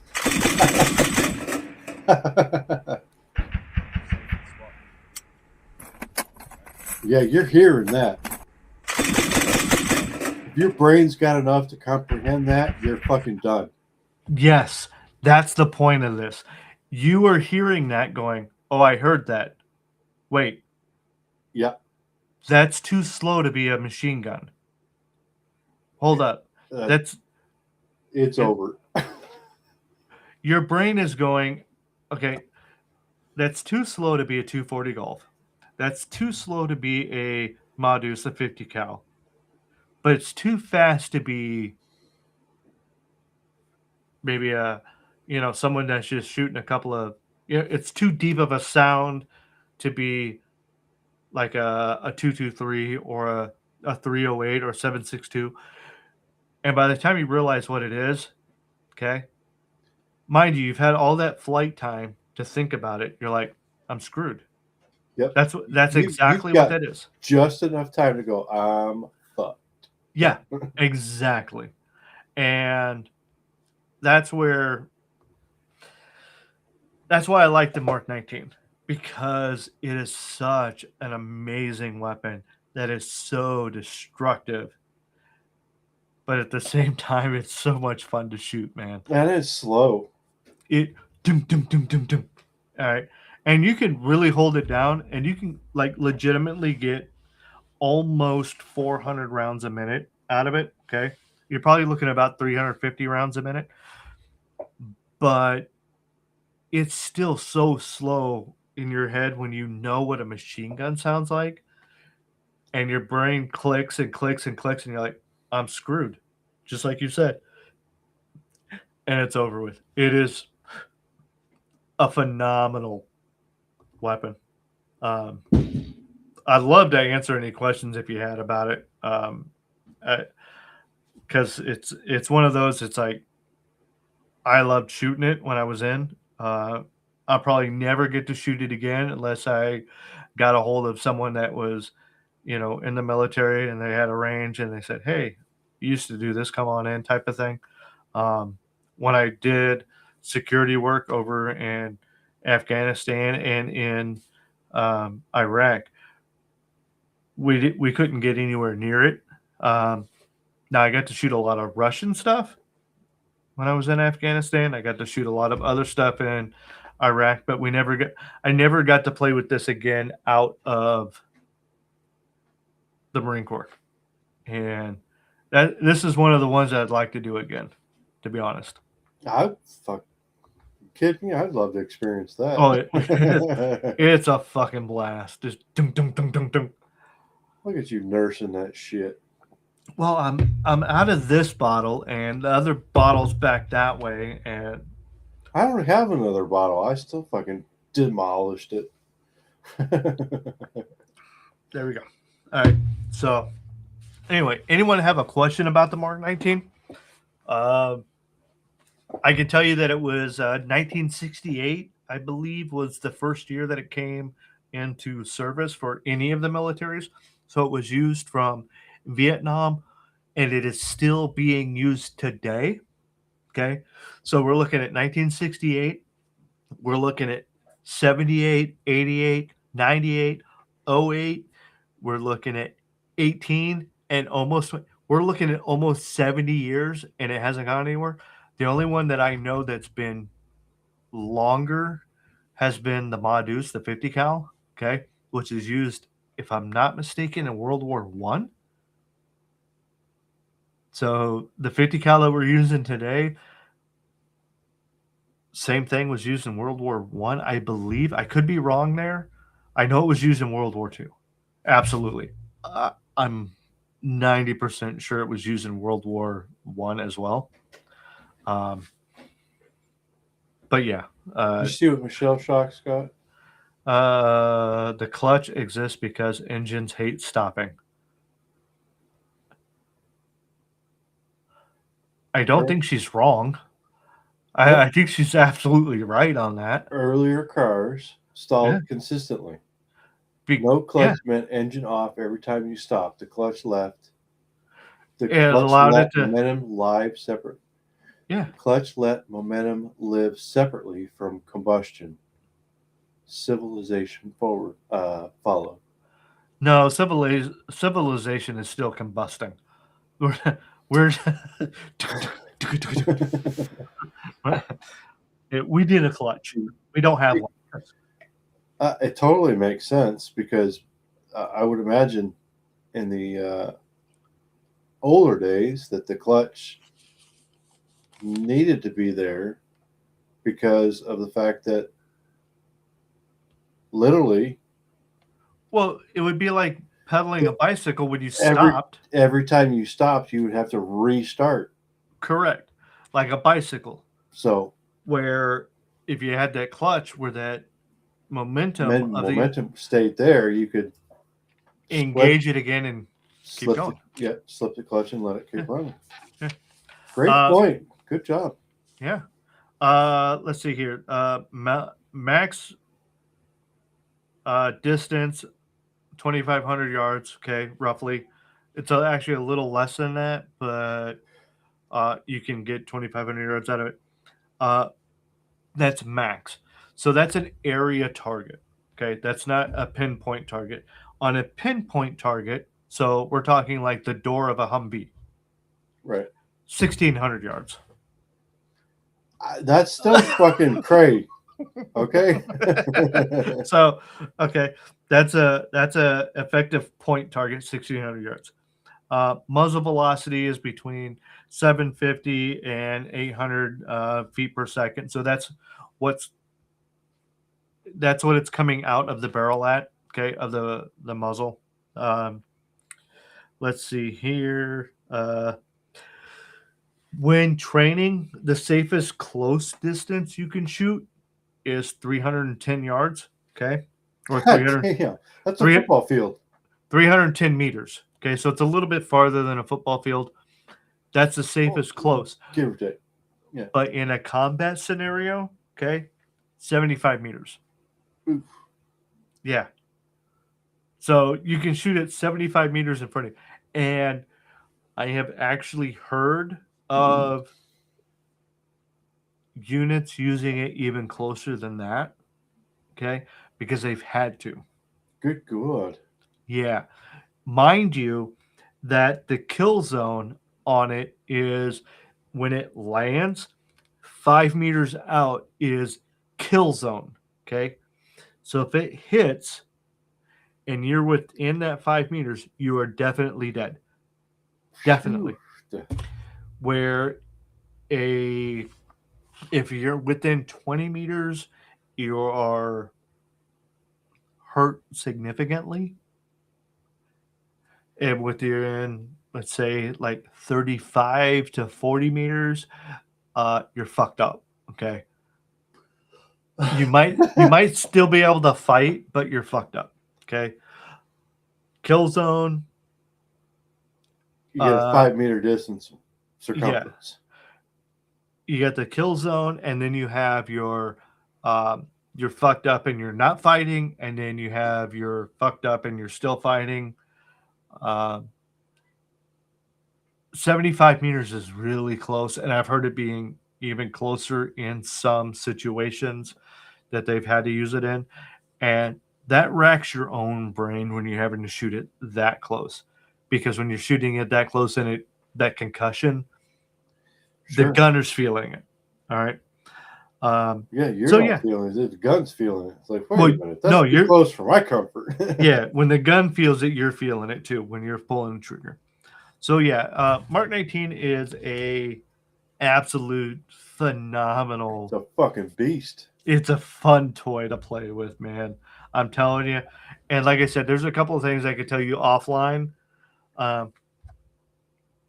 about it that just happen. I can tell you about. I'm not putting it on the tubes because it's just not. Yeah, no. Yeah, it's not. Yeah, YouTube friendly. It's just not something that needs to be spread too far and too wide. Sure. But the Mark 19, I've seen it where it was deployed from a Jeep. Okay. It wasn't a Humvee. It wasn't technically a Jeep. It was a military vehicle that was kind of in between. And it actually shook the shit out of it as it was going. And you just and just shit just blowing. I'm like going, oh, this is amazing. I'm glad I was on this side of it though, because the people that were on the other side of it were not very happy with us. Anyway, definitely have this in your back pocket if you were out in a battlefield. So, It's definitely not a weapon I wouldn't not want to have. Oh, it's so much fun. So much fun. And that's the difference between like what you've done as a career early on Yeah. versus what I've done in my life. Two totally different Oh yeah. scenarios. Yeah. Now you had me go with you when you repoed a couple of vehicles. Yeah. Okay. And you asked me because of the area that we were going in. Okay. Hey, can you go with me on this? Because it's kind of a sketch area. And I went, hell yeah. Because You've I been know in much fucking sketchier places. I have, but at the same time, I'm like, I get to help out my little bro on something that he does for a living, and I get to take my skills into his realm and be like, oh, We like, this good. is cool. Yeah. I was stoked when you asked me to go with you on that. I was like, Now, fortunately, you didn't have to bring any of your skills No. to the table, but no, but just the fact I was there, one, gave you a little bit of, it gave me a little bit more confidence. yeah. A little And more me, upbeat. I'm like, I get And to then- play, and I don't have to be overseas to play. I can play here. And so, yeah, it was a blast. But no, having that type of crossover between what you do and what I do, it was nice. Yeah, what I've Yeah. done and what you've done, and being able to intermix that was just Yeah. it was fun. And I know it may not have seemed like a lot to you or to someone else that was looking in, but for me, I was like, this is badass. Let's bring it. Yeah, I it's can like, see that though. yeah. So yeah, what I've done in the in the military and everything, yeah, that's two lifetimes ago. But at the same time, I still have people that are in the military ask me about technical stuff every now and again. It's like, all right, give me a second. Let me refresh real quick. Okay, this, that, and the other. And they're like, oh, okay, cool. And that's what, having that type of knowledge is, and being able to retain that, helps out with. So which clock is that? That is the clock that the wife got from Germany. Okay. Does the other one that I got you, does that make a lot of noise or no? It only chimes 3 times on Okay. the hour. That's it. Gotcha. This one, the one from Germany, will chime Whatever the hour is. correct. Yeah. So And what's crazy is it's a little early. That was 11. It's only it's about 12 minutes fast. Yeah, that's weird. So, anyway. So yeah, I'm looking at it going, okay, cool. All right, so you got any questions? Does anyone in the chat have questions? Because I'd like to answer them if you do. If not, we'll move on. Because that's where I'm at. I mean, it's almost 11 o'clock at night. I get it. It's kind of late, but I had an early day, so. Yep. All right, so let's go into which one's this one here? Oh, okay. So, that I worked with dogs for a little bit. Mm-hmm. Okay.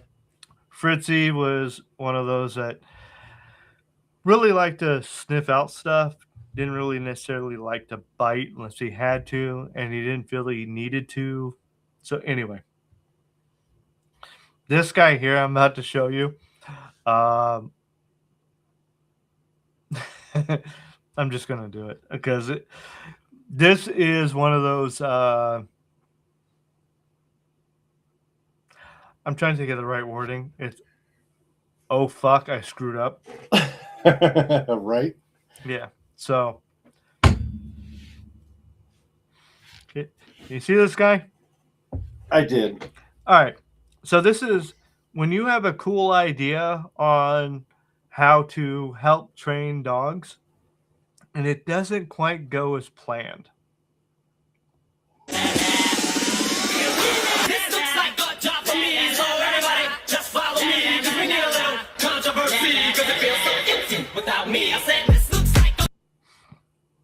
Can you tell me what happened right there? He lost his freaking Bite sleeve. yeah. That's I fucked up. I'm out. This dude was like, I'm going to do something cool because it's going to look good on video.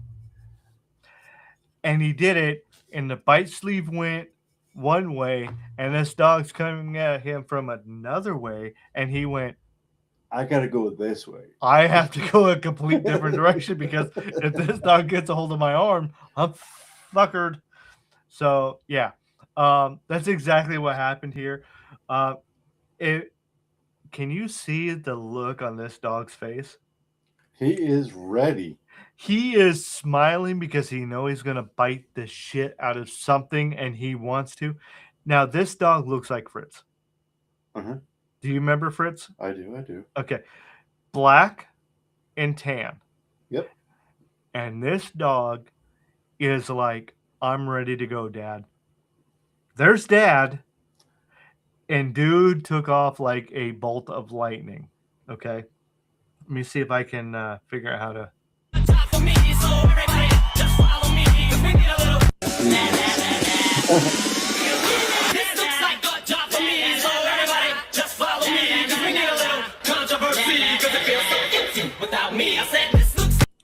Now, just for fairness on all of this, we're going to get copy struck on this one or something of that nature. And I'm going to take the audio out of this because Eminem's singing. But I figured everyone watching right now, watch this and see that this dog, look how happy he is. Oh, yeah. He is ecstatic. He's like, Dad, I'm going to bite some shit. I'm going to bark and nom, and this poor dude went, I just lost the only protection I had. I need to get my ass on the other side of a fence and hope that it slows him down enough so I can get on the other side of another fence at the same time and maybe behind a door. I don't know if he's going to make it. I mean, that dog has made it to the fucking ramp and already cresting the other side before this dude is even out. So, yeah, it's one of those. All right, so the next video I've got is I think I titled this something to the effect of see what Roger got.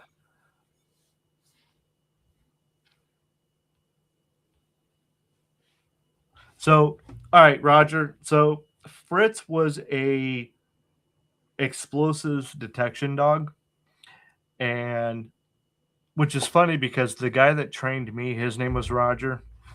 His name was Roger Abshire. Rest in peace. He got me certified and everything. He helped me get Fritz, and Fritz was amazing. And he was a great dog. He lived a full-blood German Shepherd, tattoo with the numbers in his damn ear, from Germany. Lived to be 14 years old. Okay, that's insane. German Shepherds, full-blood German Shepherds, typically between 10 to 12 years at the top end. And Fritzy lived until 14. Amazing dog. And this is what, Fritzy looked like. What you're seeing here on the screen, that's what Fritzy looked like. And he could do bite work. He just didn't like it. It wasn't his cup of tea. He would love to track, and he loved detection work. He just didn't. He would bite. He just didn't want to. And because he didn't want to, he's like, okay, whatever. But I'll tell you this, though. Fritz didn't know that I had he saw me leave that morning, but he didn't know I had come back that morning.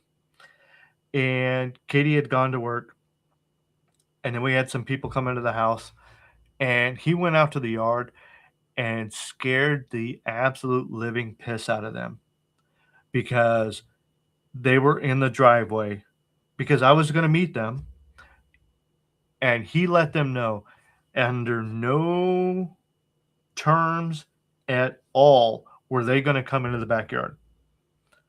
And then I walked outside. I looked at Fritz. And I said, "We're good." And that was it. He never made another sound to them. He let them go in the backyard, do whatever they needed to do. Never made another sound because he knew I was home and I told him it was good, and that was it. If I hadn't been home, he'd have fucked him up. Yeah. Okay. And I That's know his he would fucking have. deal. That's his domicile, man. Yeah. We had a neighbor dog that jumped the fence, and Fritz was up on top of the porch, and that dog was running around the yard. And we got, almost an acre yard, which is fine. Everything was good, gravy. But Fritz was up on the porch, just kind of hanging out, watching this dog go around. And this dog decided it was going to come up the porch. And Fritz kind of snarled at it, and the dog did a loop, whatnot. The kids that were trying to get their dog come up to the fence. Mind you, I had just pulled into the driveway when all of this started. So I'm watching this transpire. And I get up to the fence. I look over. I look at the kids. I said, "Look," I go, "What's your dog's name? I'm going to try and get it out of there." And as soon as they told me that dog's name, that dog decided it was going to go up the steps onto the porch. Fritz grabbed it by its throat, okay? Took it off the porch and landed on the ground, okay? And pinned it to the ground. And I yelled at Fritz. I said, "Foos." Okay? "Ouse." Just I didn't say foos. I said ouse. And he let go, got back up on the porch, and sat there because there was no way that dog was going to get back on that porch. Fuck no, not at that point. Because that was his place.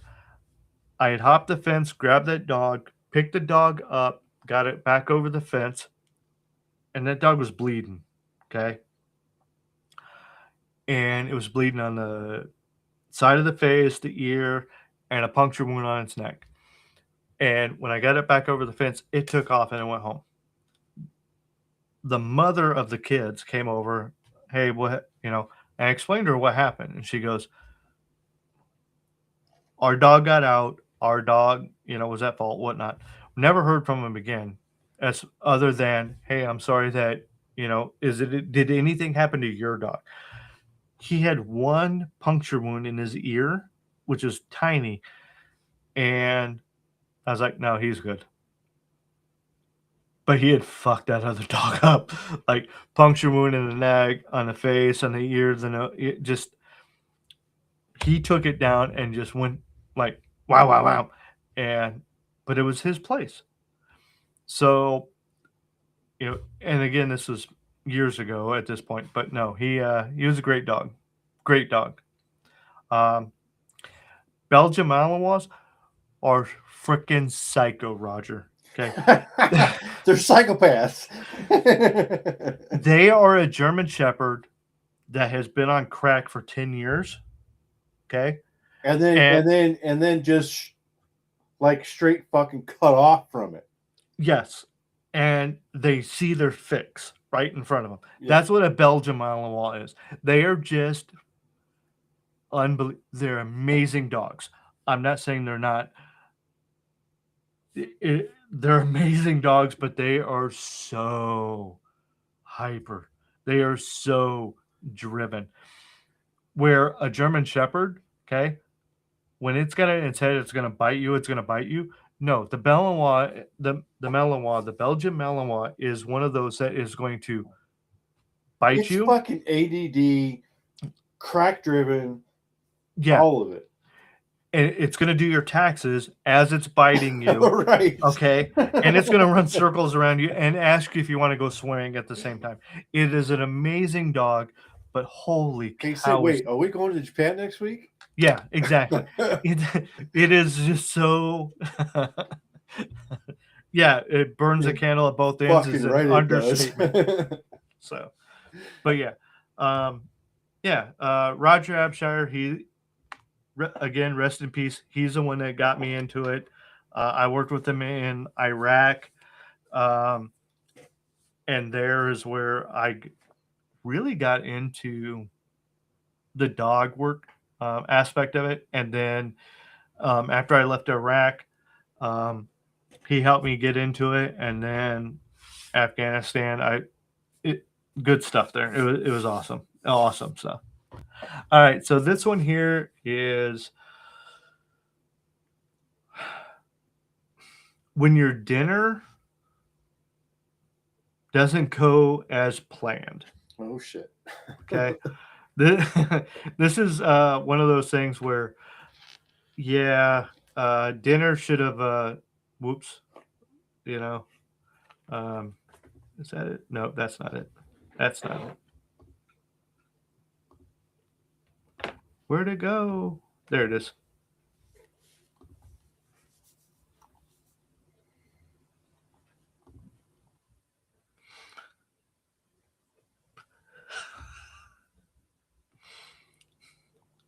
What the fuck? Wait, what? I just got shat on, man. Oh. Of course, that's AI. Okay, but I get the concept. It has to be, but if it's not, can you imagine how funny it would be to be on a safari and see this shit? I mean, she got shit on. Okay, in its nose, in its mouth. It is all over. This guy is like, what the fuck, man? I like these little That's AI, because there's no way that fucking dude is flipping over fucking 360 degrees. That's funny as fuck, but they have it. Yep. All right. So this next one that I'm going to show is this is a commercial from way back. This is way before us. It might even be before Dad. Okay. And this is one of those commercials that, let's see if I can make sure. It says 1960s, so that's not way before Dad. No, well, not before Pop, by the way. I mean, I guess he would have been he'd be younger than this guy by a good deal. Tommy Burst has automatic bolt action. Fire off a burst of 10 shots. Pull the bolt again, you're reloaded. Or fire single shots like a rifle. But Tommy Burst alone is $3. Fucking $3? So Dad may have played with this, but he would have been. It would have been a couple of years after this that he would have been like, yeah. Shit. I mean, he could have been 6, 4, 6, 8. Yeah. Somewhere at age. Yeah. But the price of this? Maybe. $3 back then? Yeah, maybe not. He'd have been like, damn, I really want to fucking play with that one. 38 and snap draw shoulder holster. The pistol fires greeny stickum caps and shoots safe shooting shells. The exciting new Tommy Burst Detective set includes wallet, badge, and ID that card. shit these days, $7 man? wherever toys are. Oh, you're not going to find this. That's stupid. Okay? You're going to find Nerf, and you're going to find some other stuff. This stuff here made noise, where the Nerfs don't make noise. Okay? Right. Not even close to it. No, hell no. Okay? The old snap guns actually use some type of explosive little powder. It was extremely minute, okay? But it still had the smoke. It still made sparks, still went pop, the whole bit. Okay, the old cap guns, which I still got an old cap gun that is just amazing to play with. But it's so old now that it's like I don't want to break it. Right. They're sold. That's You can $7. tell That's it's not Mattel. bad. It's I mean, Oh yeah, back then it was a Tommy lot of Burst money. has auto- that's $7 for the Tommy gun and the pistol and the holster to Yeah. go along with it. Way yeah. back then, though, that's a lot of money. Oh yeah, you're looking at $40 nowadays. automatic bolt action. Easily. Fire off a burst of 10 shots. Pull the bolt again, you're reloaded. Or fire single shots like a rifle. The Tommy Burst alone is $3. In the detective set, you also get the Snub Nose 38 and Snap Draw shoulder holster. The pistol fires greeny stickum caps and shoots safe shooting shells. The exciting new... So it makes you wonder if, Pops actually had something like this, or, if it was before or after his time or whatnot. I know I would have loved to have played with this, to be honest. I mean, we'll have to fucking bring it up and ask him. Yeah. Yeah. All right. So now we're getting into some of the cuter side of things. Okay. I got to take a leak. I'll be right back. Well, you go do that. All right. So LD, who's been on the show before, is into hockey. Okay. He's been into hockey since he was little. And Mark has been a big influence in his hockey love and whatnot. His mom, obviously helped facilitate that. And we actually had a conversation earlier where it was, thank God LD was the youngest of three, because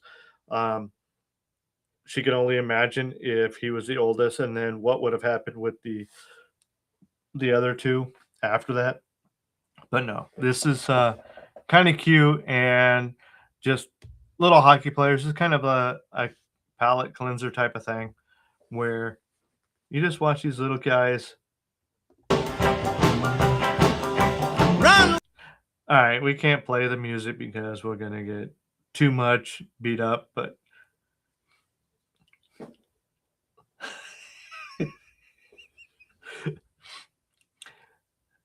when you watch these little dudes play hockey and they're just going at it, the coach grabbing them, picking them all up by the goalie.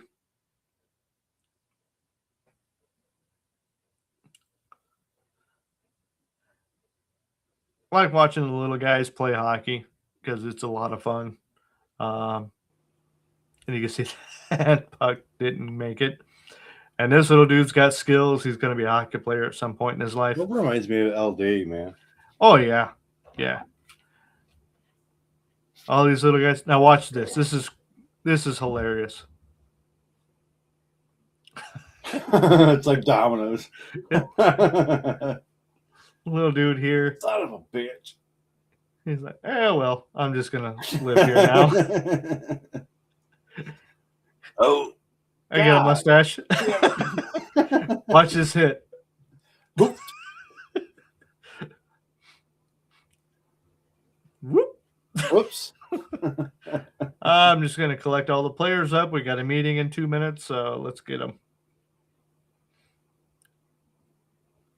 Wait, what? Wait.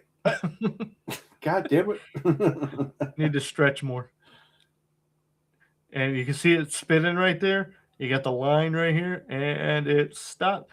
Why he didn't stop and pull it out? I mean, he just sat there and was like... Yep, just watching it. Whoop, whoop, whoop. There it is.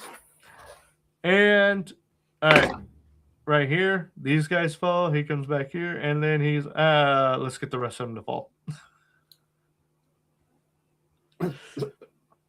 So, all right, this next one here, so this has been around on the internet for a minute now, and here's the thing.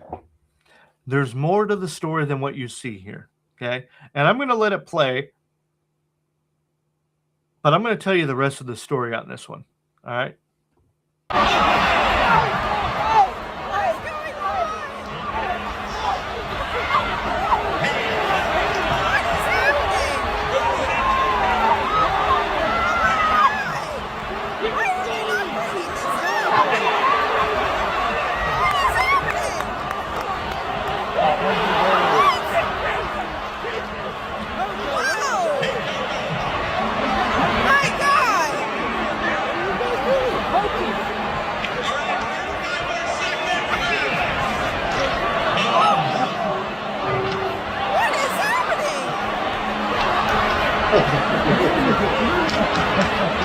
That's fucking hockey, baby.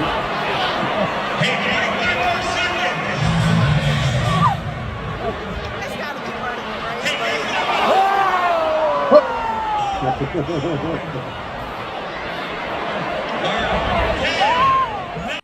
Now I'm letting this play out without doing too much commentary, but I want to make sure we break it up just a little bit here. Okay.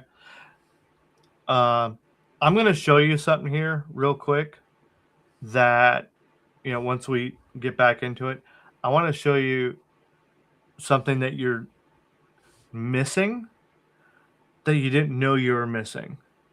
Okay.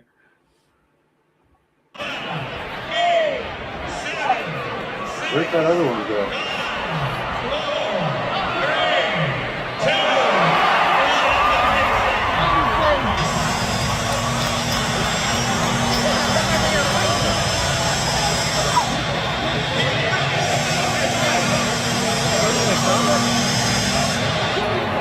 Now, apparently in hockey, you can fight for a very specific amount of time.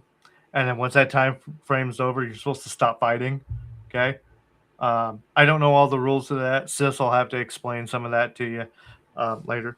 But that's what I'm gathering from everything I'm hearing here.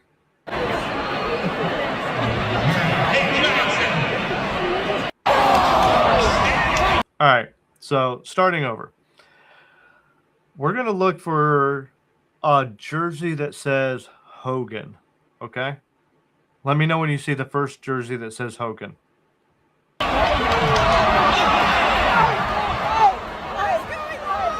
Okay, I see it. Hogan, right? Barely, but yes. Okay. So this is Hogan. Let me know when you see the second jersey that says Hogan. I'm going to give you a hint. Look for the goalie. The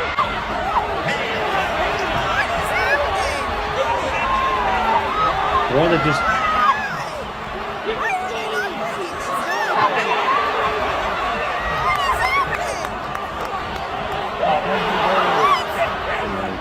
Too many. Here's the other one that says Hogan. This is the goalie. We're going to back it up just a little bit. Watch it come out of nowhere.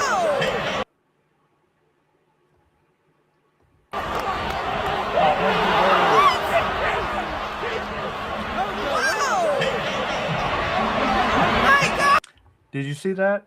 He slid the fuck in. No. No.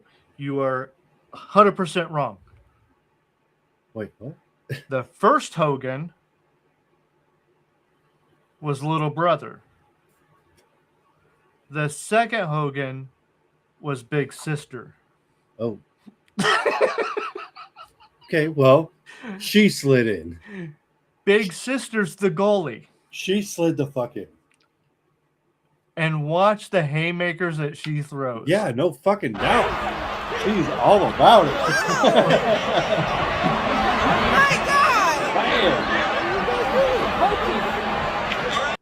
So,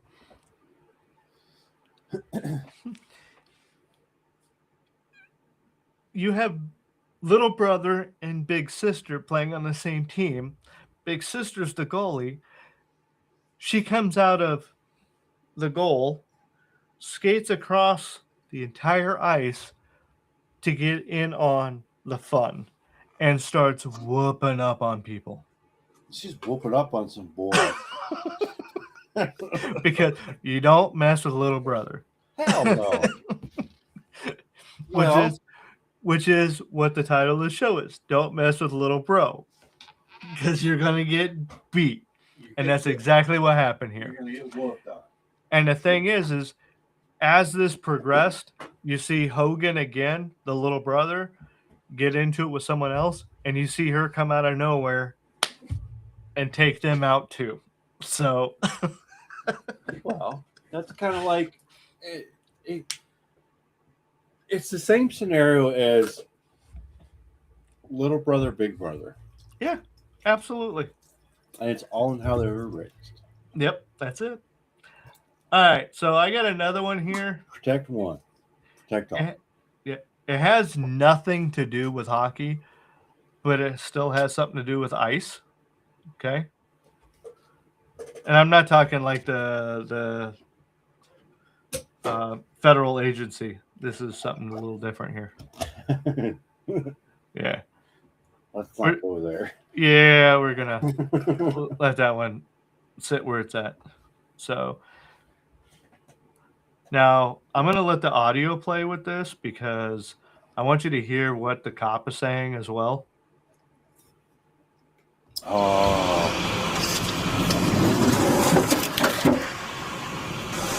Just had a commercial bobtail lose it on the bridge. He's now on the berm here at the 213. I will check for injuries. I don't think he rolled it. He'll probably drive away. Is at the 213? I just had another 31 here involving an SUV. I now have the eastbound lane blocked. pretty fucking casual. He's Like sitting, another fucking day. he's sitting in the middle going, because if you notice, He's there he's waiting. on he's got another vehicle right here. Yep. He's already there with that little Ranger. Yeah. And while he's trying to call that in and whatnot, he's got this guy coming in like big sis on the pile up that we just watched.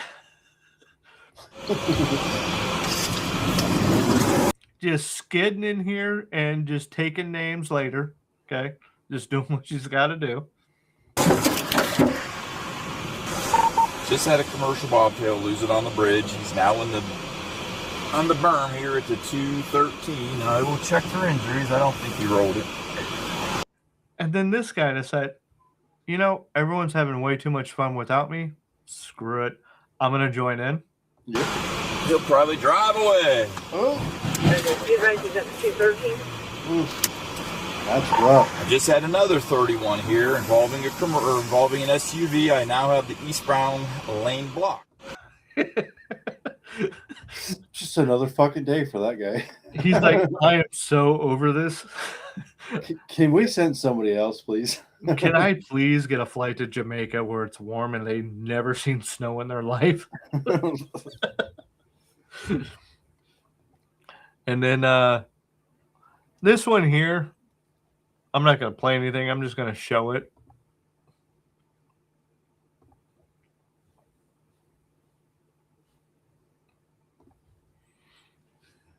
Oh, I can't fucking read it. Hold on. Don't read the top. Don't read the bottom. Just look at the car itself. Yeah.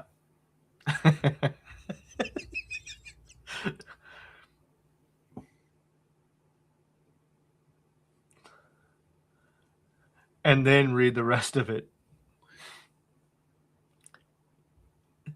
I'm having a hard time reading the actual plate, but Okay, so it's A, B, C, D, E, F, G H. for the Honda. Yep. I, J, K. Yep. And it's a Honda Element. Yeah. Okay, so he took the T away and goes LMNOP. The license plate is QRSTUV, and then he put WXYZ. So it's got the fucking alphabet. and it goes, not them planning their entire vehicle purchase around LMNOP. And then down below says, this person really bought an entire Honda Element just to complete the alphabet joke with their license plate. The multi-year commitment to a single pun is absolutely legendary. So That dude really likes his fucking ABCs. well, here's the other thing: have you ever seen the cars that have the exhaust that look like an HDMI cable? Like, Yeah, slot? there's a bunch of them. There's a guy that his license plate was HDMI, and he put a sticker with an arrow down, and it had where his exhaust is, and it looks like an HDMI cable. Yeah. Where you plug it in. And the first time I saw that, I freaking died. And then I happened to see it like a year or two later, like on the internet, where someone had taken a picture of it and posted it. It's like, I've actually seen that in real life. Mhm. So yeah, this guy went the extra step um just for this. Very fucking creative is what that is. Absolutely. So, but yeah. Um that kind of brings the end of the show as far as all the stuff we've got or that I've got. You got anything else type of deal? Uh, Um, again, whiskey goes in, wisdom comes out, a little bit of whiskey wisdom. Um, sometimes life lessons are generational. Sometimes life lessons are in the moment. Take it as it is and just kind of sit back and go, what am I being taught? What am I teaching? And can I have fun with it? Can I have a little bit of fun with it and not get overly upset about it? You had something the other day. I had something tonight. It's like I could get really upset about it. And I was in the moment. And then I took a step back and went, it and is it's what it is. amazing how that happens after you've already started on your journey Yep. and you started kind of reeling it back in. Yep. So, Because here's the thing. life's too fucking short, man. It is. It really is. And in my And it's hard past to, life, and here's the thing: is it's hard to reel it in the moment. It just is. yes. And like I was saying, in my past life, it is do it now. It's not take a step back and it's all about okay, we have this in front of us, we have to do it, we got to do it now. uh, you fucked it up now, it's got to get fixed now, and some things do have to get fixed right now Sure. because if you do wait, okay, but the situation is yes, it has to get fixed now, but it's not life threatening. No. Okay. And my entire background, you know, military, contractors, shit like that, it was all life. Life, death, blah blah blah. That, Yeah. and that's where I'm hardwired. I'm never going to be unhardwired in that fashion. And I understand that. But I have to take that step back and go, these kids, they're not hardwired that way. I'm the one that has to try and unwire it, and it's never going to get unwired. But I have to take a step back and go, shut your damn mouth long enough to assess the situation where we're at now versus where you were at before. Yep. And sitting in that car with dad, in the truck with dad on the way and going, we just passed school, and him going, do you really want to go? Sometimes I need to take that lesson right there, throw that to the front, and go, shut the fuck up because you're actually going to have a better day later. Yep. Just because shit went sideways right now and you're about to get your ass beat doesn't necessarily mean you're going to get your ass beat. You might actually have a really good day. Just take a moment and breathe. And it's a hard lesson to learn. It's a hard lesson to live by. And I'm struggling with it on a daily basis in a lot of cases. But if I can just get past the next half hour, usually it's I never hold anything longer than what it needs to. I usually do my little and then I'm done. I don't give a shit. And I think that's more of a generational thing than it is anything else, because I'm the same way. Yeah, I will have my little It's a Okay. blow up. it's the little snap cap, and then Yep. it's done. I don't give a shit. Whatever. After you know? that, it's like, fuck it. All right, I've had my piece, and Yep. I'm done. See ya. And sometimes you have to have your piece on the back end. You have to have your piece in quiet. You have to have your piece away from everyone else. Do your little, and then it's like whatever. I don't give a shit. Just learn from it. Everyone else is like, and it's like, did you learn something? Good. Okay. Let's move the fuck on. I don't give a shit. So My whiskey wisdom. Yeah. A calm mind and a full glass go far. yeah, that's it. That's it. And Calm your mind, calm your peace. Keep your glass full. yeah, Whether it be whiskey, water, soda, whatever. Just that'll get you pretty far. and And it's mostly about the calm yeah, mind. it is. It And really is. I'll be the first one to say that, there's sometimes I just My fucking mind is definitely not calm. give me my 5 minutes, 10 minutes, Absolutely. and then everything's good. Mhm. You got to give me those couple of minutes, and I get it. And that's a fatal flaw of mine, and I know it. But that's how I'm hardwired. That's how I'm hardwired since 18 years old. It is go, go, go, go, go.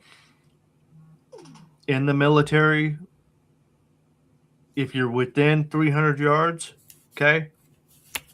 If you're outside of 300 yards, you're trying to back up and get you nice and cover, You're find a trying to spot. get to that 300-yard mark. Okay.